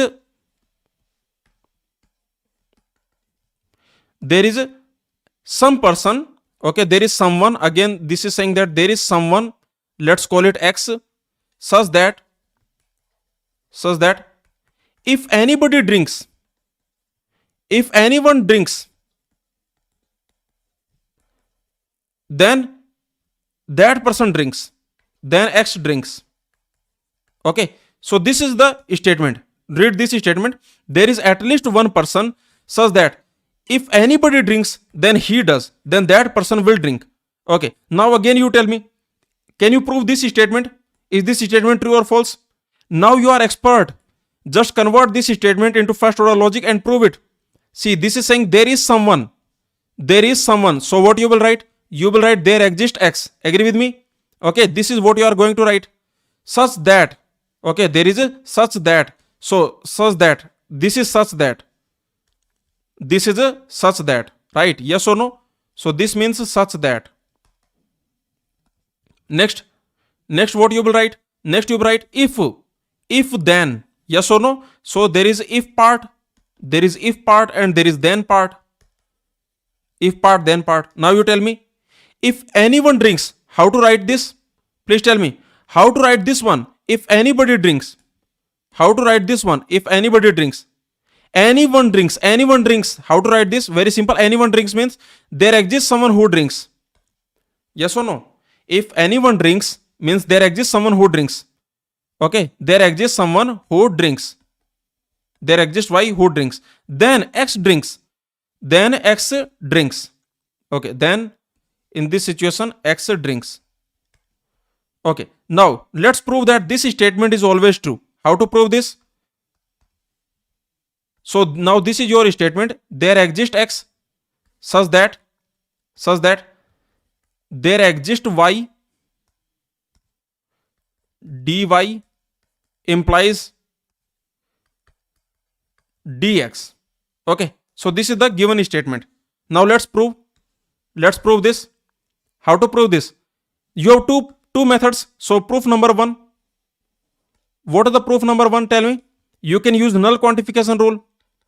Okay, just use null quantification rule. Now you have become expert of this. So just use null quantification rule. So if you use the null quantification rule, then what will happen?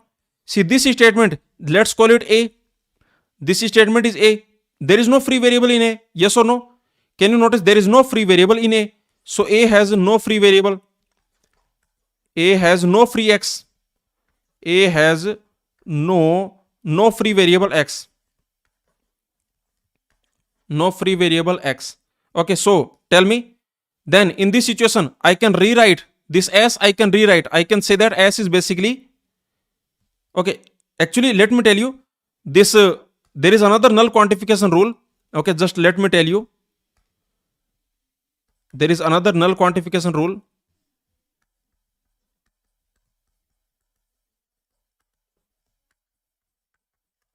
This null quantification rule is basically there exists X such that if A implies Px, okay, if A implies Px, then this will be same as A implies there exists X Px.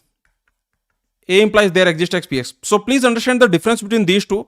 Okay, please understand the difference between this one, because here A is here. Okay, yes or no? So remember, there exists X, A implies Px. This will be same as A implies there exists X Px. Okay, and remember this another, this is different. There exists X, Px implies A. Now this is same as for all X, Px implies A. This we have already seen. Okay, this we have already seen. We have seen the proof. Okay, so for this we have seen proof.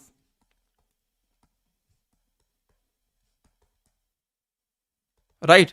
Okay, so for this actually we have seen the proof.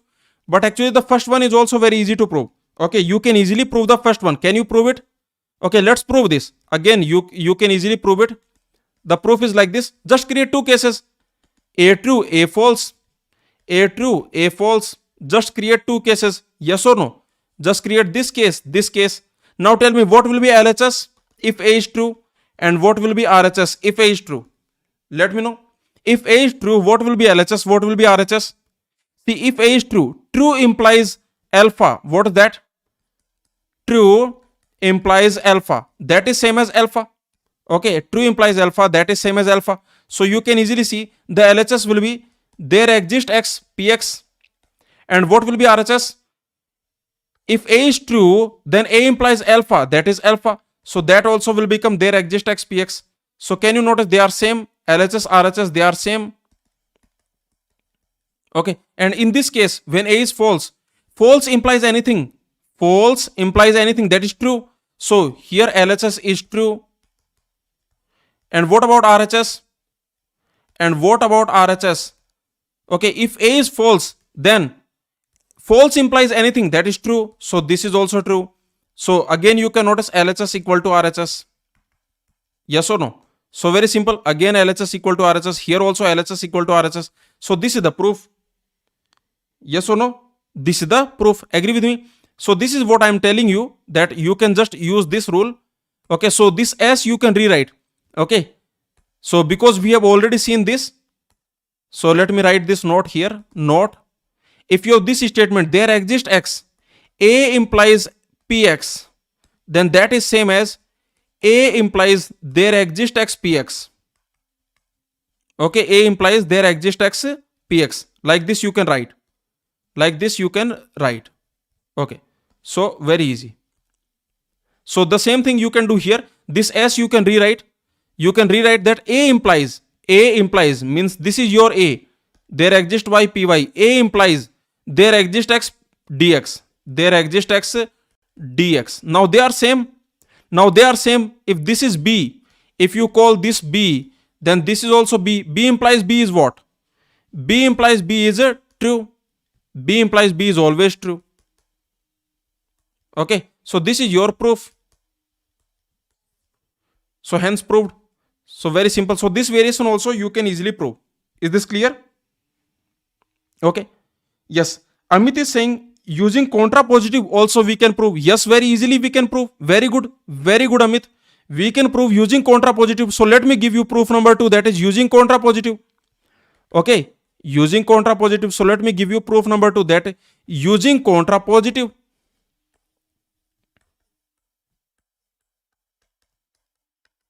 Okay. So using contrapositive, what this statement will become?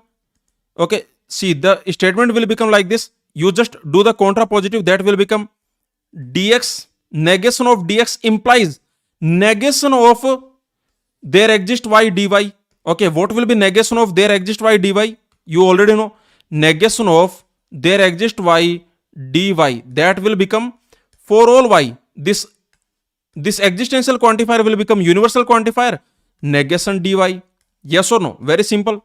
Okay, quite simple. So this is what you can do. So this will become for all y negation of dy. Okay, yes or no? Is this clear? So very easily you can do like this. I hope you understood. So like this you can rewrite. Okay. Can we do something else? Okay. So I think, and now I think you can call this. Okay, this you can call maybe P. See, you can call this as something P. Okay, just call it P. Let's call it P. Okay, let's call it Px. So if you call it Px, then this will become Py. Yes or no? If you call it Px, then this will become Py. So now your S will become there exists x. Px implies for all y Py. Yes or no? And we have already seen this is your drinker paradox template. Yes or no? This is your drinker paradox template. Drinker paradox template. We got the drinker paradox template, and this is always true. Yes or no? So this will be always true.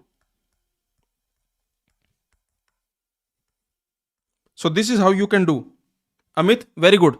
Is this clear? Amit, is this clear? So you can use contrapositive also, there is no problem. Okay, you can prove using contrapositive. So if you use contrapositive, the contrapositive of P implies Q. If your P implies Q, what will be the contrapositive of this? What will be contrapositive of this? Contrapositive will be negation Q implies negation P. This will be the contrapositive. So you can use that. Okay, then you can rewrite this as Px. Okay, very simple. So you can do that. Okay, I hope you understood. So Amit is saying that, thank you sir, I was finding null quantification concept on YouTube. This is the best explanation. So don't worry, this null quantification concept I have already taught in the discrete mathematics course. I will upload that video on the YouTube. Okay Amit, you can watch it. The null quantification video, that video I will upload on the Go Classes YouTube channel. Tonight I will upload. Okay, today you can get it. And the link I will put in the description of this video. So you can just check it out. Okay, I will upload it on the YouTube. Don't worry. You can check it out. Now, but tell me another proof. Just tell me proof number 3. Let me know proof number 3. That is more analytical proof. More analytical proof. Can you tell me proof number 3? What is more analytical proof? See, only 2 cases are possible. Yes or no? See, there is only 2 cases possible. What are those? Just tell me which 2 cases are possible. Only 2 cases are possible. No other case is possible. And which cases are possible? Only 2 cases. What are those? See, case number 1. Case number 1, no one drinks. Yes or no? Case number 1, no one drinks. And case number 2, someone drinks. Yes or no? See, there are only 2 cases possible. The first case is no one drinks. No one drinks. And the case number 2, what is that? Someone drinks. Okay, someone drinks. Let's call that person K. Okay, someone drinks. Only two cases are possible. Do you agree with me? Okay, see, either this case is possible, no one drinks, or at least one person drinks. At least one person drinks. I can say at least one person drinks. So only two cases are possible. Either no one drinks or at least one person. Let's assume that person is K. At least one person drinks. Okay. So only two cases, these two cases are possible. Now, in these two cases, what will happen? Just tell me. In the case number 1, what will happen? In the case number 2, what will happen? Case number 1, no one drinks. Okay, case number 1, no one drinks. If no one drinks, then in this situation, this statement will become false. Yes or no? This statement will become false because this is saying someone drinks, at least one person drinks. So this statement will become false if no one drinks. This statement will become false. False implies anything that is true. Yes or no? False implies anything. False implies anything. False implies anything. That is it true. This complete thing is true. So I can say S is true. Yes or no? So I can say S is it true. Agree? Very simple. So this case is done. Case number 1. In the case number 1, S is true. What about case number 2? What about case number 2? In case number 2, what will happen? Tell me. Case number 2 means at least one person, some person, someone. Okay, some person, at least one person, some person K drinks. Yes or no? Because only two cases are possible. Either no one drinks or at least one person drinks. Okay, at least one person drinks. So K drinks. Now if K drinks, then what it means? It means DK. That will become true. Also, if K drinks, at least one person drinks. So this also will become true. Yes or no? There exists Y, dy, that also will become true.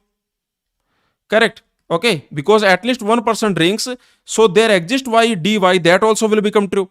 Because this is saying someone drinks. So if someone drinks, then this statement will become true. Okay, and you can see K drinks, this person K, this drinks, so dk will be true. Now you can see there is existential quantifier here. Okay, there is existential quantifier here. So because of this K, okay, for x equal to K, you can just take x equal to K. For x equal to K, you can see S will become true. Yes or no? You can take this x equal to K, you can see that S will become true. So that's it. So S is true. So in this case also S is true.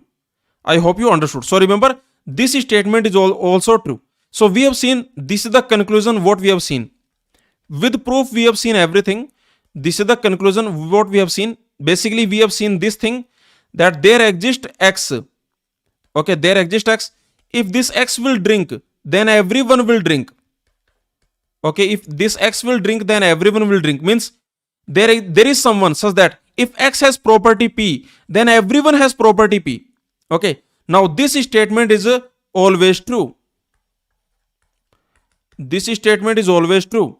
And the second we have seen, what is that? That is, there exists X such that if someone drinks, if anyone drinks, then this person drinks. Okay, if anyone drinks, then this person drinks. If anyone drinks, then this person drinks. This is also always true. So these statements are always true. Okay, very simple. So remember, you can put any property here. This D you can replace with any property P. Okay, instead of drinking, you can put any property P here. Any property P you can put here. So this is the generalization. So that's it. This is the complete conclusion. Okay, I hope you understood.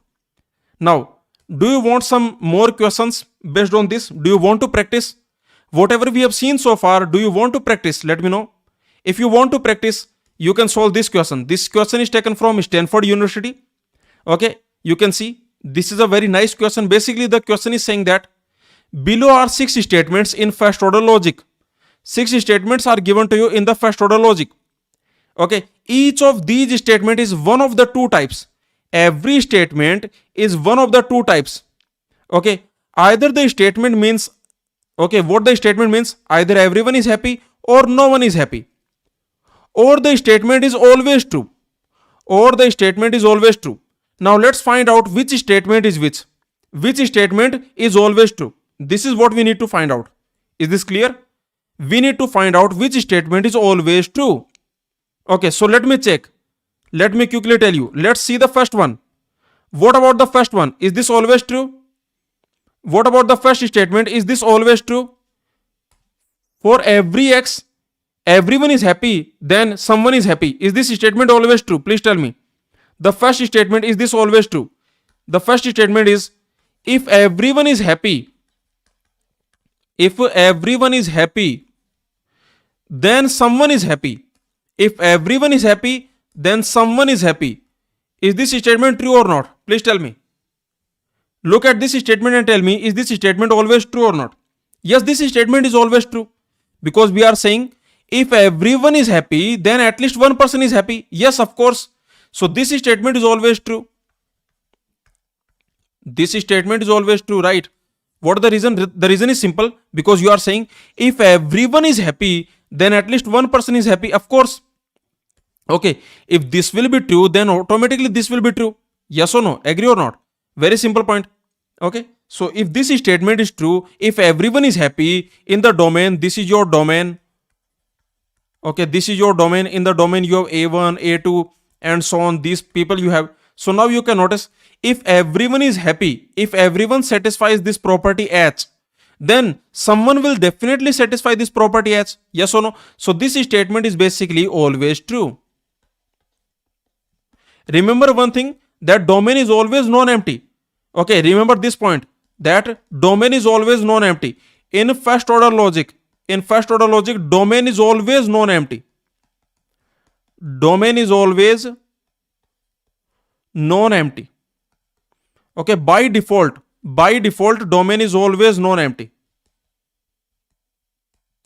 So very simple. So if this is your domain, if everyone is happy in this domain, if every element is happy, then definitely some element is happy. So this statement is always true. I can say this first statement, look at this first statement. This statement is tautology, or I can say this statement is basically always true. Okay, yes or no? Because the question is saying always true. So this statement is actually always true. Okay, so this is actually called valid. Let me tell you, this is not called tautology. This is actually called valid. In the first order logic, this is called valid. This is not called tautology. In the first order logic, this is called valid. So you can easily see that this statement is actually always true. Okay. Now, what about the next one? What about the second one? Please tell me. The second statement, there is someone who is happy, then everyone is happy. Okay. What about this one? What about the second one? The second one is saying that there is someone who is happy, then everyone is happy. Then everyone is happy.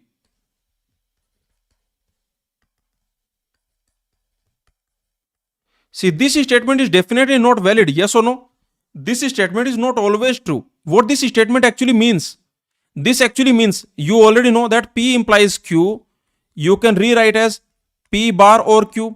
Okay, yes or no? P implies Q. You can rewrite P bar or Q. So you can rewrite this also. So you can rewrite it as, there exists X HX, or there exists X HX, or, so negation of this. Okay, what you can do, you can rewrite as negation of this. Correct? Negation of this, or for all y hy. For all y hy. Correct? Because very simple. If your P implies Q, you can write it. You can rewrite this as P bar or Q. Okay. Now what this becomes? This becomes for all negation of hx. Okay. For all negation of hx means no one is happy. Okay. Or for all y hy. So can you tell me what this means? Can you tell me what this means? This means that either everyone is happy or no one is happy. Yes or no? This means no one happy. This means no one happy. This means or. And this means everyone happy. Okay, yes or no? So is this clear? So no one is happy or everyone is happy. So this statement is actually, I can say this statement is basically the first type of statement. Okay, this is basically type 1 statement. This is type 1 statement because you can see this statement means either everyone is happy or no one is happy. Yes or no?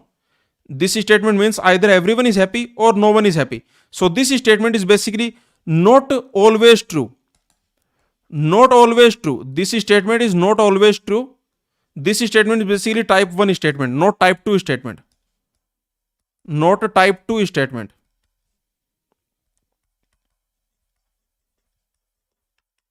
Okay.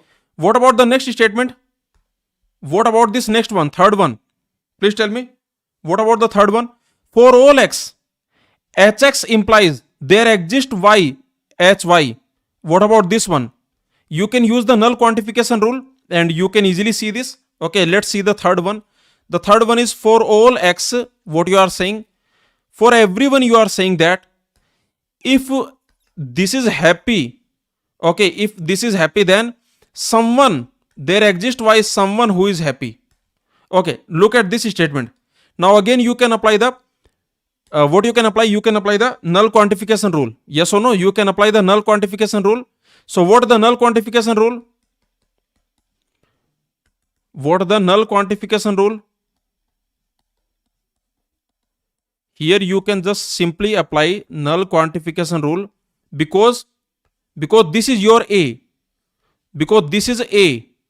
Yes or no? This is your a. So here you can notice this has no free x.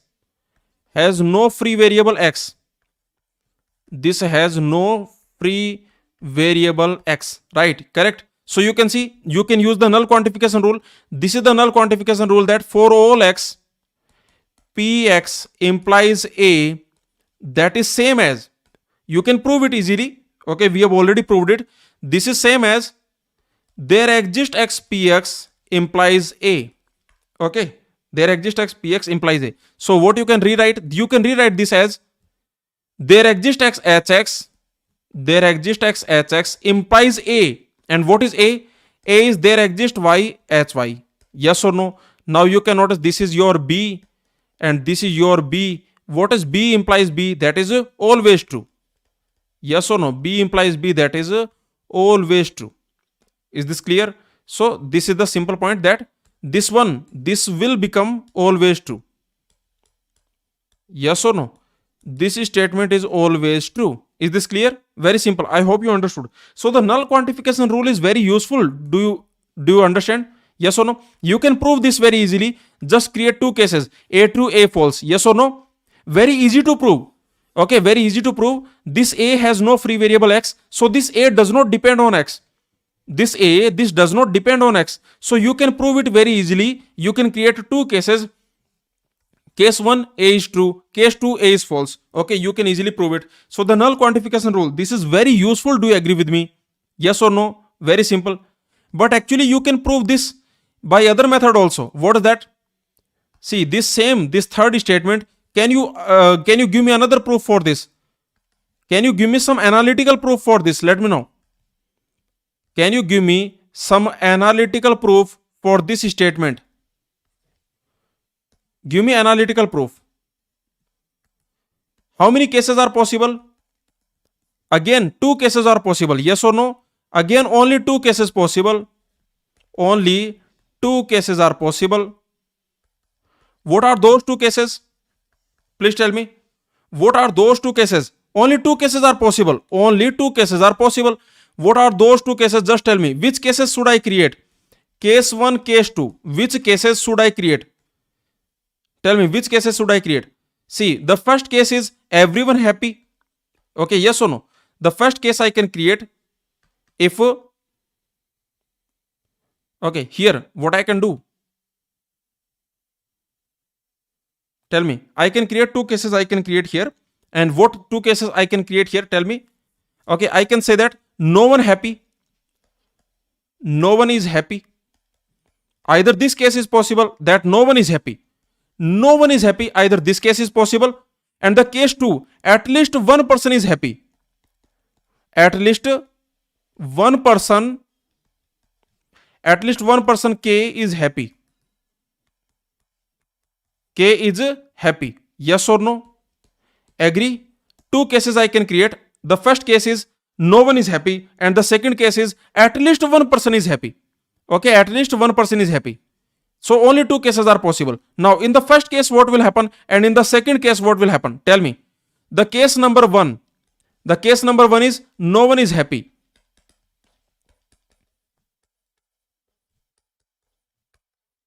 No one is happy. In this case number one, what will happen? Tell me. In this case number one, no one is happy. So if no one is happy, no one is happy. If no one is happy, then it means what? Then this becomes false. Yes or no? This becomes false. So you can notice someone is happy. This becomes false. Okay. If no one is happy. Now remember, if no one is happy, this will always be false. Yes or no? If no one is happy, then this will always be false. For every x. Okay, whatever x you put. Agree with me? Do you agree with me that if no one is happy,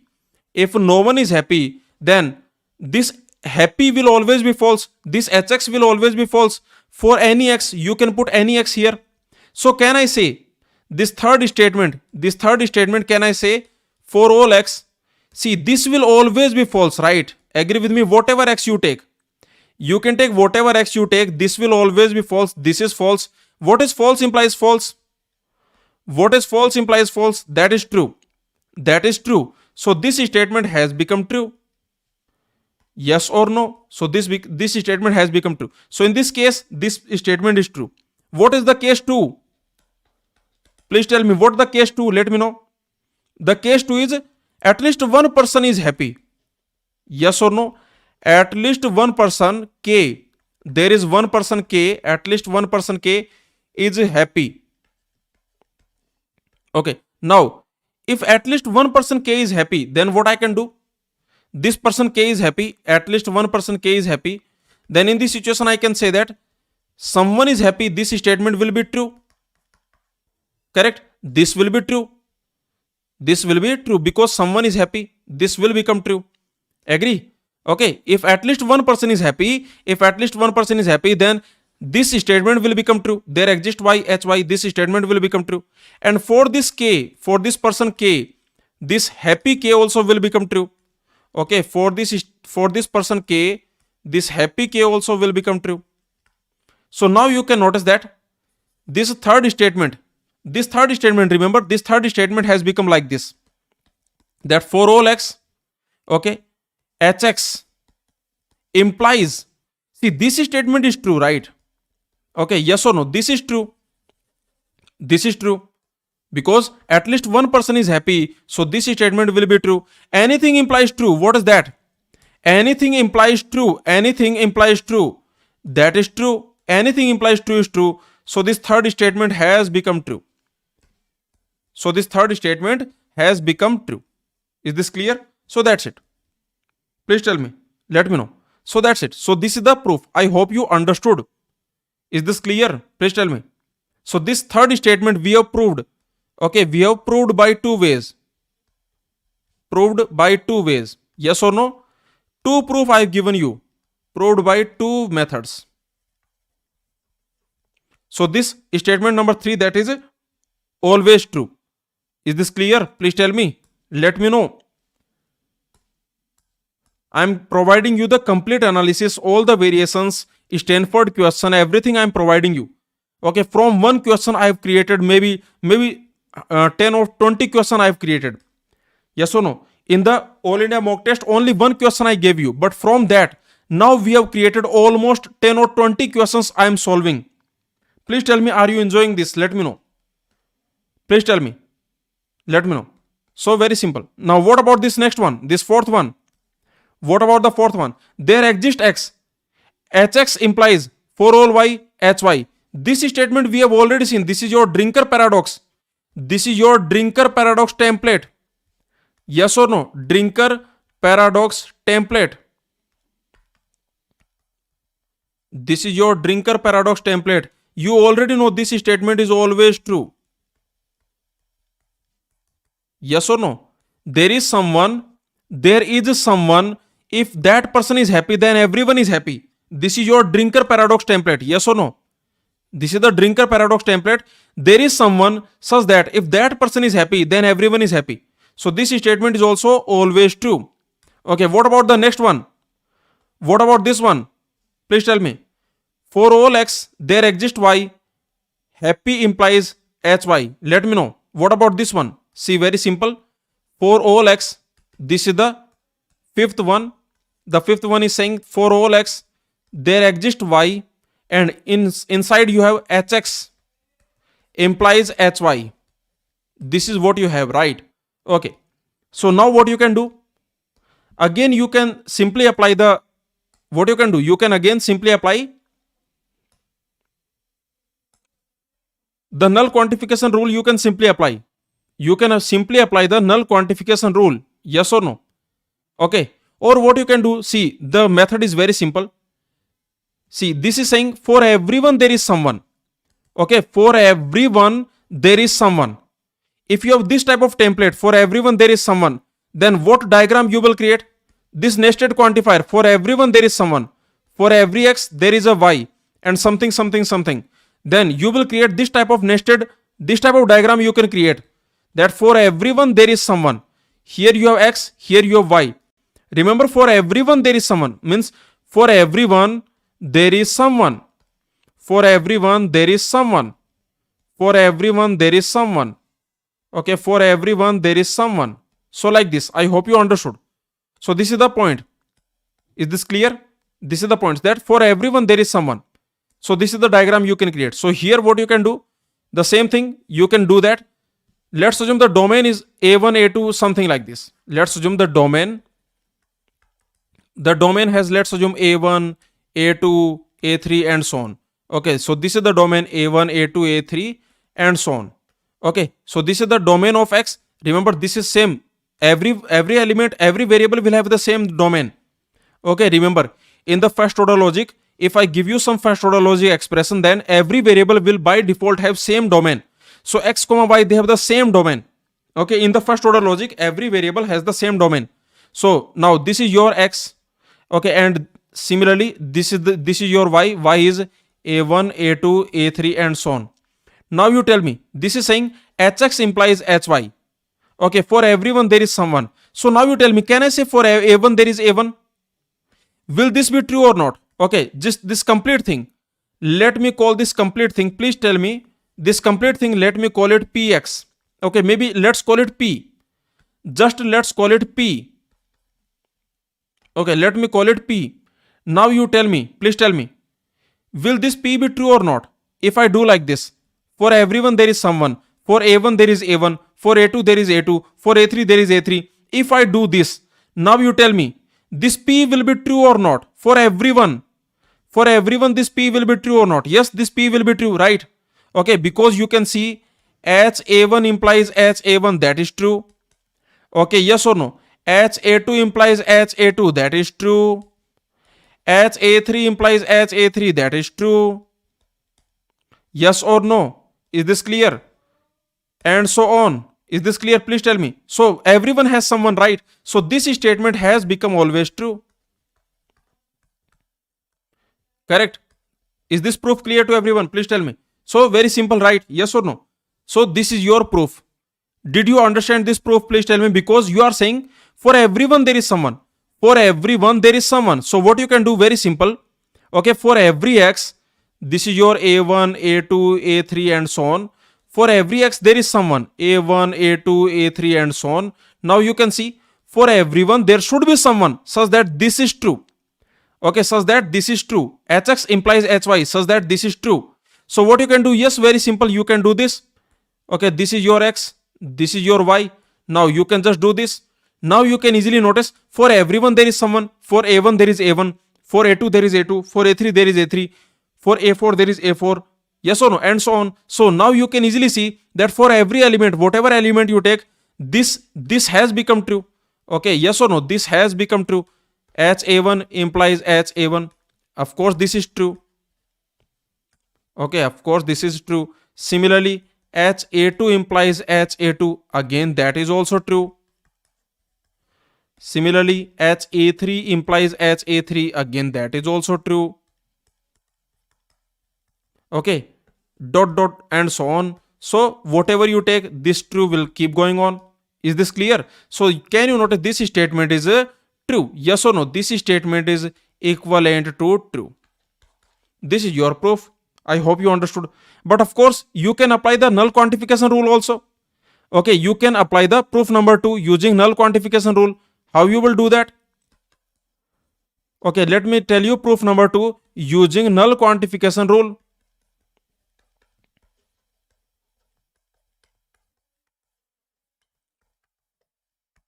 Using null quantification rule. Okay, using null quantification rule. See, just apply the null quantification rule on this inside thing. Okay, on this inside thing, you apply the null quantification rule.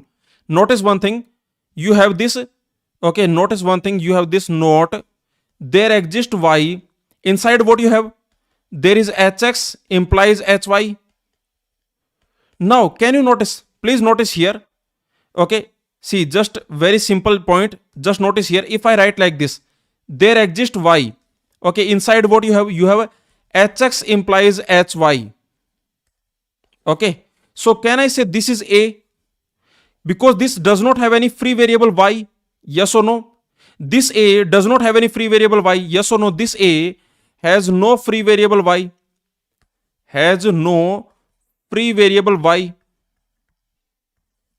Yes or no? This a, look at this hx, this does not have any free variable y. So you can easily see this does not affected by there exists y. Yes or no? So this a is independent of, is unaffected by there exists y. Is unaffected. This is unaffected by there exists y. Okay, so you can call it a because this is unaffected by the there exists y. That is the reason you can call it a. Okay, because there is no free variable y here. So remember this expression, this hx, this a, this is unaffected by there exists y. So you can apply the null quantification rule, and this you can write it a implies there exists y hy. We have already seen. Okay, you can write it there exists y hy. This is how you can write it. So this is what I'm telling you, that this you can write it as hx implies there exists y hy. There exists y hy. So finally this fifth statement you can write like this: for all x, and inside what you have? Inside what you have? Inside you have hx implies there exists y hy. And this we have already seen. This is actually same as your, if you look at this fifth one, this fifth one is actually same as this one. Okay, these two have become basically same. Yes or no? This third one, we have already seen this is always true. We have already seen this. Yes or no? This is always true. We have already seen this. Now, this fifth also has become the same as third one. This fifth and third, they have become same. This is same as third one. Okay, what I can say? I can say this, yeah, this has become same as third one. And this third one was always true. And they are always true. Okay, understood? Is this clear? Please tell me. So quite easily you can do this. They are become same. We have already seen this. Similarly, this is also always true. Okay, what about the next one? What about the last one? Tell me. What about the final one? This last one, this last sixth one. There exists y. For all x, hx implies hy. There exists y. There is someone such that for everyone, hx implies hy. What about this one? Can you tell me? This sixth one. We are saying there exists y. Okay, there exists y.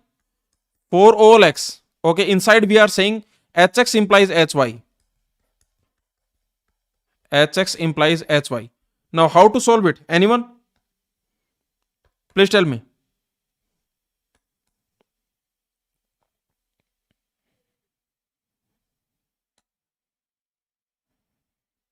Okay, so let me tell you. Again, you can apply the null quantification. See, you can apply the null quantification here. Here you can apply the null quantification. Notice one thing. Okay, on this. Just apply the null quantification on this. For all x, hx implies hy. Here you can apply the null quantification because this is your 4 whole x, hx implies hy. Okay, remember, this is your a, this is your a, right? Why this is a? Because again, this does not have any free variable x, yes or no? Again, this a has no free variable x, has no free variable x, correct? Okay, yes or no? So you can call it, you can just simply call it a, because this does not have any free variable x. So can I say this a is unaffected by 4 whole x? This a is completely unaffected by this 4 whole x. Okay, by this 4 whole x. So you can rewrite this. You can rewrite this as there exists x hx implies a, which is hy. Okay, so like this you can rewrite. So this is what I am telling you, that this 4 whole y, and inside this what you can rewrite, this you can rewrite as there exists x hx implies hy. Okay, like this you can rewrite. Is this clear? And if you remember, this we have already seen. This was variation of drinker paradox, right? Yes or no? This was variation of drinker's paradox. Correct? Okay, there exists x hx. Sorry. So you can write this. There exists x hx implies this. This was, if you remember, this was variation of drinker's paradox. Okay, so this is also always true. This is also always true. Why this is true? Let me just tell you. Okay, this one. See, this one, for there exists y. See what we have. We have there exists y. Look at this. There exists y. And inside what you have? Inside you have there exists x hx implies hy. Okay. This is what you have, right? Now can you notice? I can call it a. Okay, again you can notice I can call it a. Look at this. I can call it a. Now this a is unaffected by there exists y. Again this a has no free variable y. This a has no free variable y. Correct? Okay, again this a has no free variable y. There is no free variable y here. So this a is unaffected by the there exists y. So you can use the null quantification. So this will be same as a implies there exists y hy. Okay, and that will be same as there exists x hx implies there exists y hy. Okay, and you can see these are same. If you call it b, this is also b. B implies b, that is always true. Okay, b implies b, that is always true. Yes or no? Is this clear? So that's it. So finally I can say that this statement is also always true. Okay, we have proved that this statement is also always true. Please tell me, is this clear? Let me know. Is this point clear? So this sixth one, this is also always true. Okay, so I hope you understood. Everything is clear. Please tell me, is everything clear? So this question also we have seen, this Stanford question also we have seen. So basically in this explanation I have basically told you maybe 10 or 20 questions we have done. Okay, do you agree with me? So many questions we have done, and all these questions, they are linked to each other. Yes or no? They are linking, these questions are linking to each other. So this is a very important concept, null quantification rule. When I taught you this concept in the discrete mathematics course in the Go classes, you can check it out. Complete discrete mathematics by Go classes is free for all the learners. You can check out the Go classes discrete mathematics course. You can visit the Go classes website. Okay, go to the Go classes website. You can study complete discrete mathematics. You can study. Okay, and when I taught you this null quantification rule, I told you this is very important because this has many applications. A lot of questions you can solve using null quantification rule. Yes or no? Using null quantification rule, a lot of questions you can solve. This I told you that this is very important. And let me tell you one more thing. There is a question on this in the GATE 2021. You can check it out. In the GATE 2021, there is a MSQ question on this. There is a MSQ question on null quantification rule. Okay, so that also you can check it out. So this is a very important concept. So please tell me, did you understand everything? Let me know. In this lecture, did you understand everything? Please tell me. Okay, so you can see this lecture you can watch. You can go to the discrete mathematics course, go to the Go Classes website. In the discrete mathematics course, this lecture you can watch, or I can upload this lecture on the YouTube. You can check it out. Okay. So thank you everyone. So in this, basically in this one question we have done, maybe 20 questions we have done. Okay. So I hope this is clear. Now let me tell you one more thing, just one more thing. This question number 6.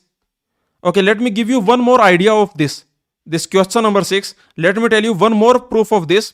Okay. So this is another very simple proof. Basically, let's see proof number 3. Okay, another proof.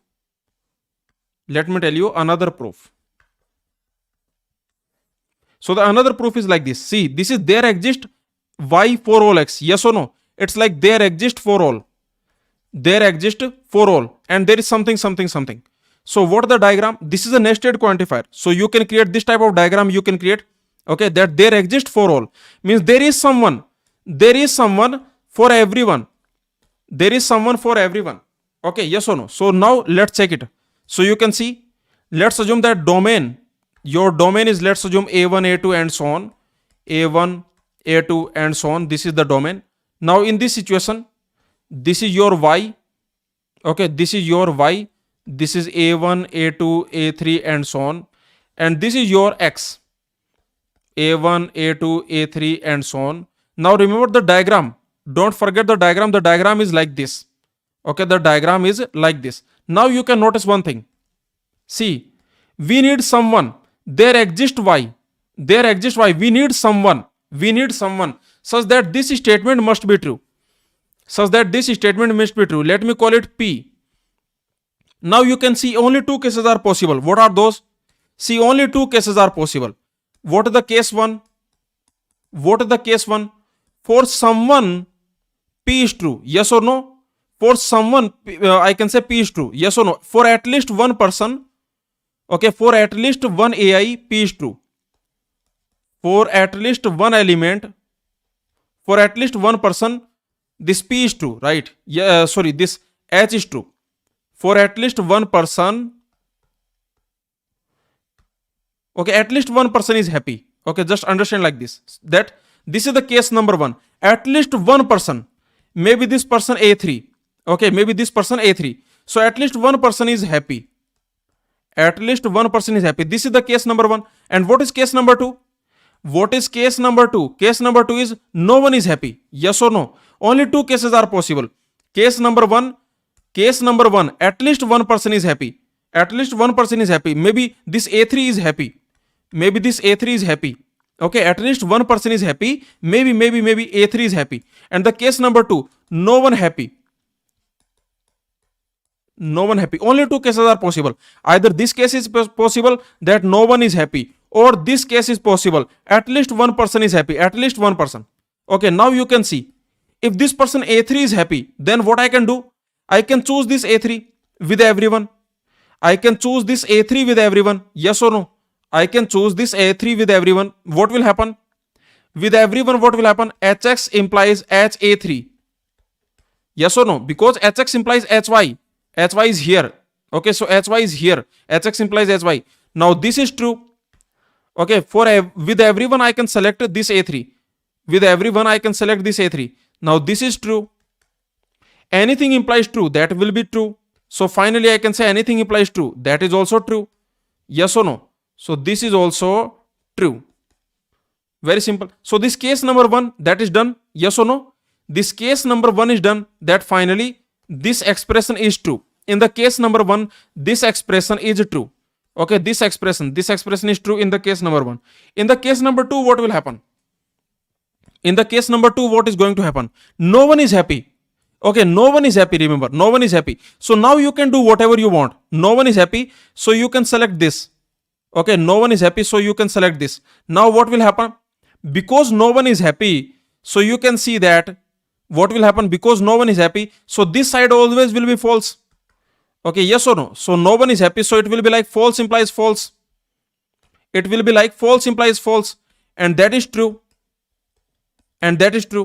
So I can say in this case also, in this case number 2 also, this statement is true. Okay, so that's it. So this is your another proof. This is the another idea.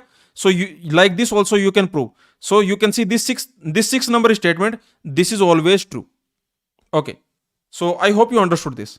So this is the complete explanation of all these questions. I hope you understood. Okay, so now let's come back to our question. This was our original question, yes or no? This is the drinker paradox. So this is always true, that you already know now. Now you are expert. Now you have become expert. So this is drinker paradox. So this is always true. This statement is always true. This is correct. Okay. What else? What else? This is equivalent to whom? This drinker paradox. This is equivalent to whom? Option C, comma option D. Look at option C. See, there exists P. There exists P such that dP implies for all Q, dQ. Yes or no? Now you can apply the null quantification rule. Okay, using the null quantification rule, what will happen? If you use the null quantification rule, then what will happen? Notice this is, let's call it A. Let's call it A. Remember, there is no free variable P here, right? Yes or no? So remember, there is no free variable P. This A has no free variable P. A has no free variable P. So remember, please understand, this is not affected by this there exists P. Okay, this A is not affected by there exists P. This one, this is not affected by there exists P. Correct, because this has no free variable P. So you can apply the null quantification rule and this will become for all P dP. This will become for all P dP implies, for all P dP implies A. Okay, for all P dP implies A. So this is actually equivalent to this. Okay, this is actually equivalent to this, right? So very simple. You can see this is equivalent to this one. For all P dP implies for all Q dQ. Okay, so the above statement is equivalent to this one. Okay, is this clear? So this is not correct. This is not correct. So the answer for this question, which statement is true? So for this question, the answer will be A, comma D. This is the answer. Okay, so that's it. Is this clear? Please tell me. So this is the complete analysis. Please tell me, is this clear? Let me know. So in this one question, we have, I think, we remember in this single question, in the analysis of this single question, I have given you almost analysis of 20 questions. Okay, so this is not one question. In the explanation, I have told you maybe 20 questions I have told you. Okay, so this complete analysis, I hope you understood. Did you understand? Please tell me. I hope you understood this complete analysis of this question. Okay, so I think this has taken a lot of time. This single question, the explanation of this single question has taken a lot of time. So the remaining questions we can solve in the next session. Tomorrow we can have another session, and in the next session we can solve the remaining questions. Is that fine? Please tell me. Will that be fine? So almost 20. If you watch this, if you see this session, in this session we have done almost maybe more than 20 questions we have done. I have told you the proof of everything. Okay, everything we have already seen in our discrete mathematics course. If you have already seen Go Classes First Order Logic or Go Classes Discrete Mathematics course, all these concepts we have already seen in our lectures. Every concept we have already seen in our lectures. So for the Go Classes students, these things are very easy. Okay, because everything is already covered. Everything is already taught with proof. But again, in this session, I have told you everything with proof. In this session, each and every point I have told you with proof, all the variations, all the Stanford question. So everything I have covered. Okay, so thank you so much everyone. The remaining questions we will do tomorrow. So please like the button. Okay, please like this video. Okay, please press the like button. So please put a comment also. Okay, so this type of complete analysis you will never find anywhere. Okay, that you can check it out on the internet. You can check it out. People, they will not provide you this type of complete analysis. So please let me know, did you love this analysis? And from this particular question, from the analysis of this particular question, did you learn a lot of things? Okay, now can you say that I can solve a lot of questions, a lot of variety of questions I can solve in the first order logic. Okay, because of this single concept, null quantification rule. And I will upload the null quantification rule, that video I will upload on the Go Classes YouTube channel today. You can check it out. The link I will put in the description. You can check it out. Okay. So the null quantification rule, this video I am going to upload on the Go Classes YouTube channel today. I will upload. So you can watch it. And I can promise you one thing. If you are expert of null quantification rule, if you understand null quantification rule, then a lot of questions you can solve. Okay. Many more questions you can solve because using the null quantification rule. So that is important. Okay. So thank you so much everyone. Please press the like button. Please put a comment and please share with all the GATE computer science aspirants. Okay. So thank you so much everyone. So the remaining questions we will do tomorrow. Thank you.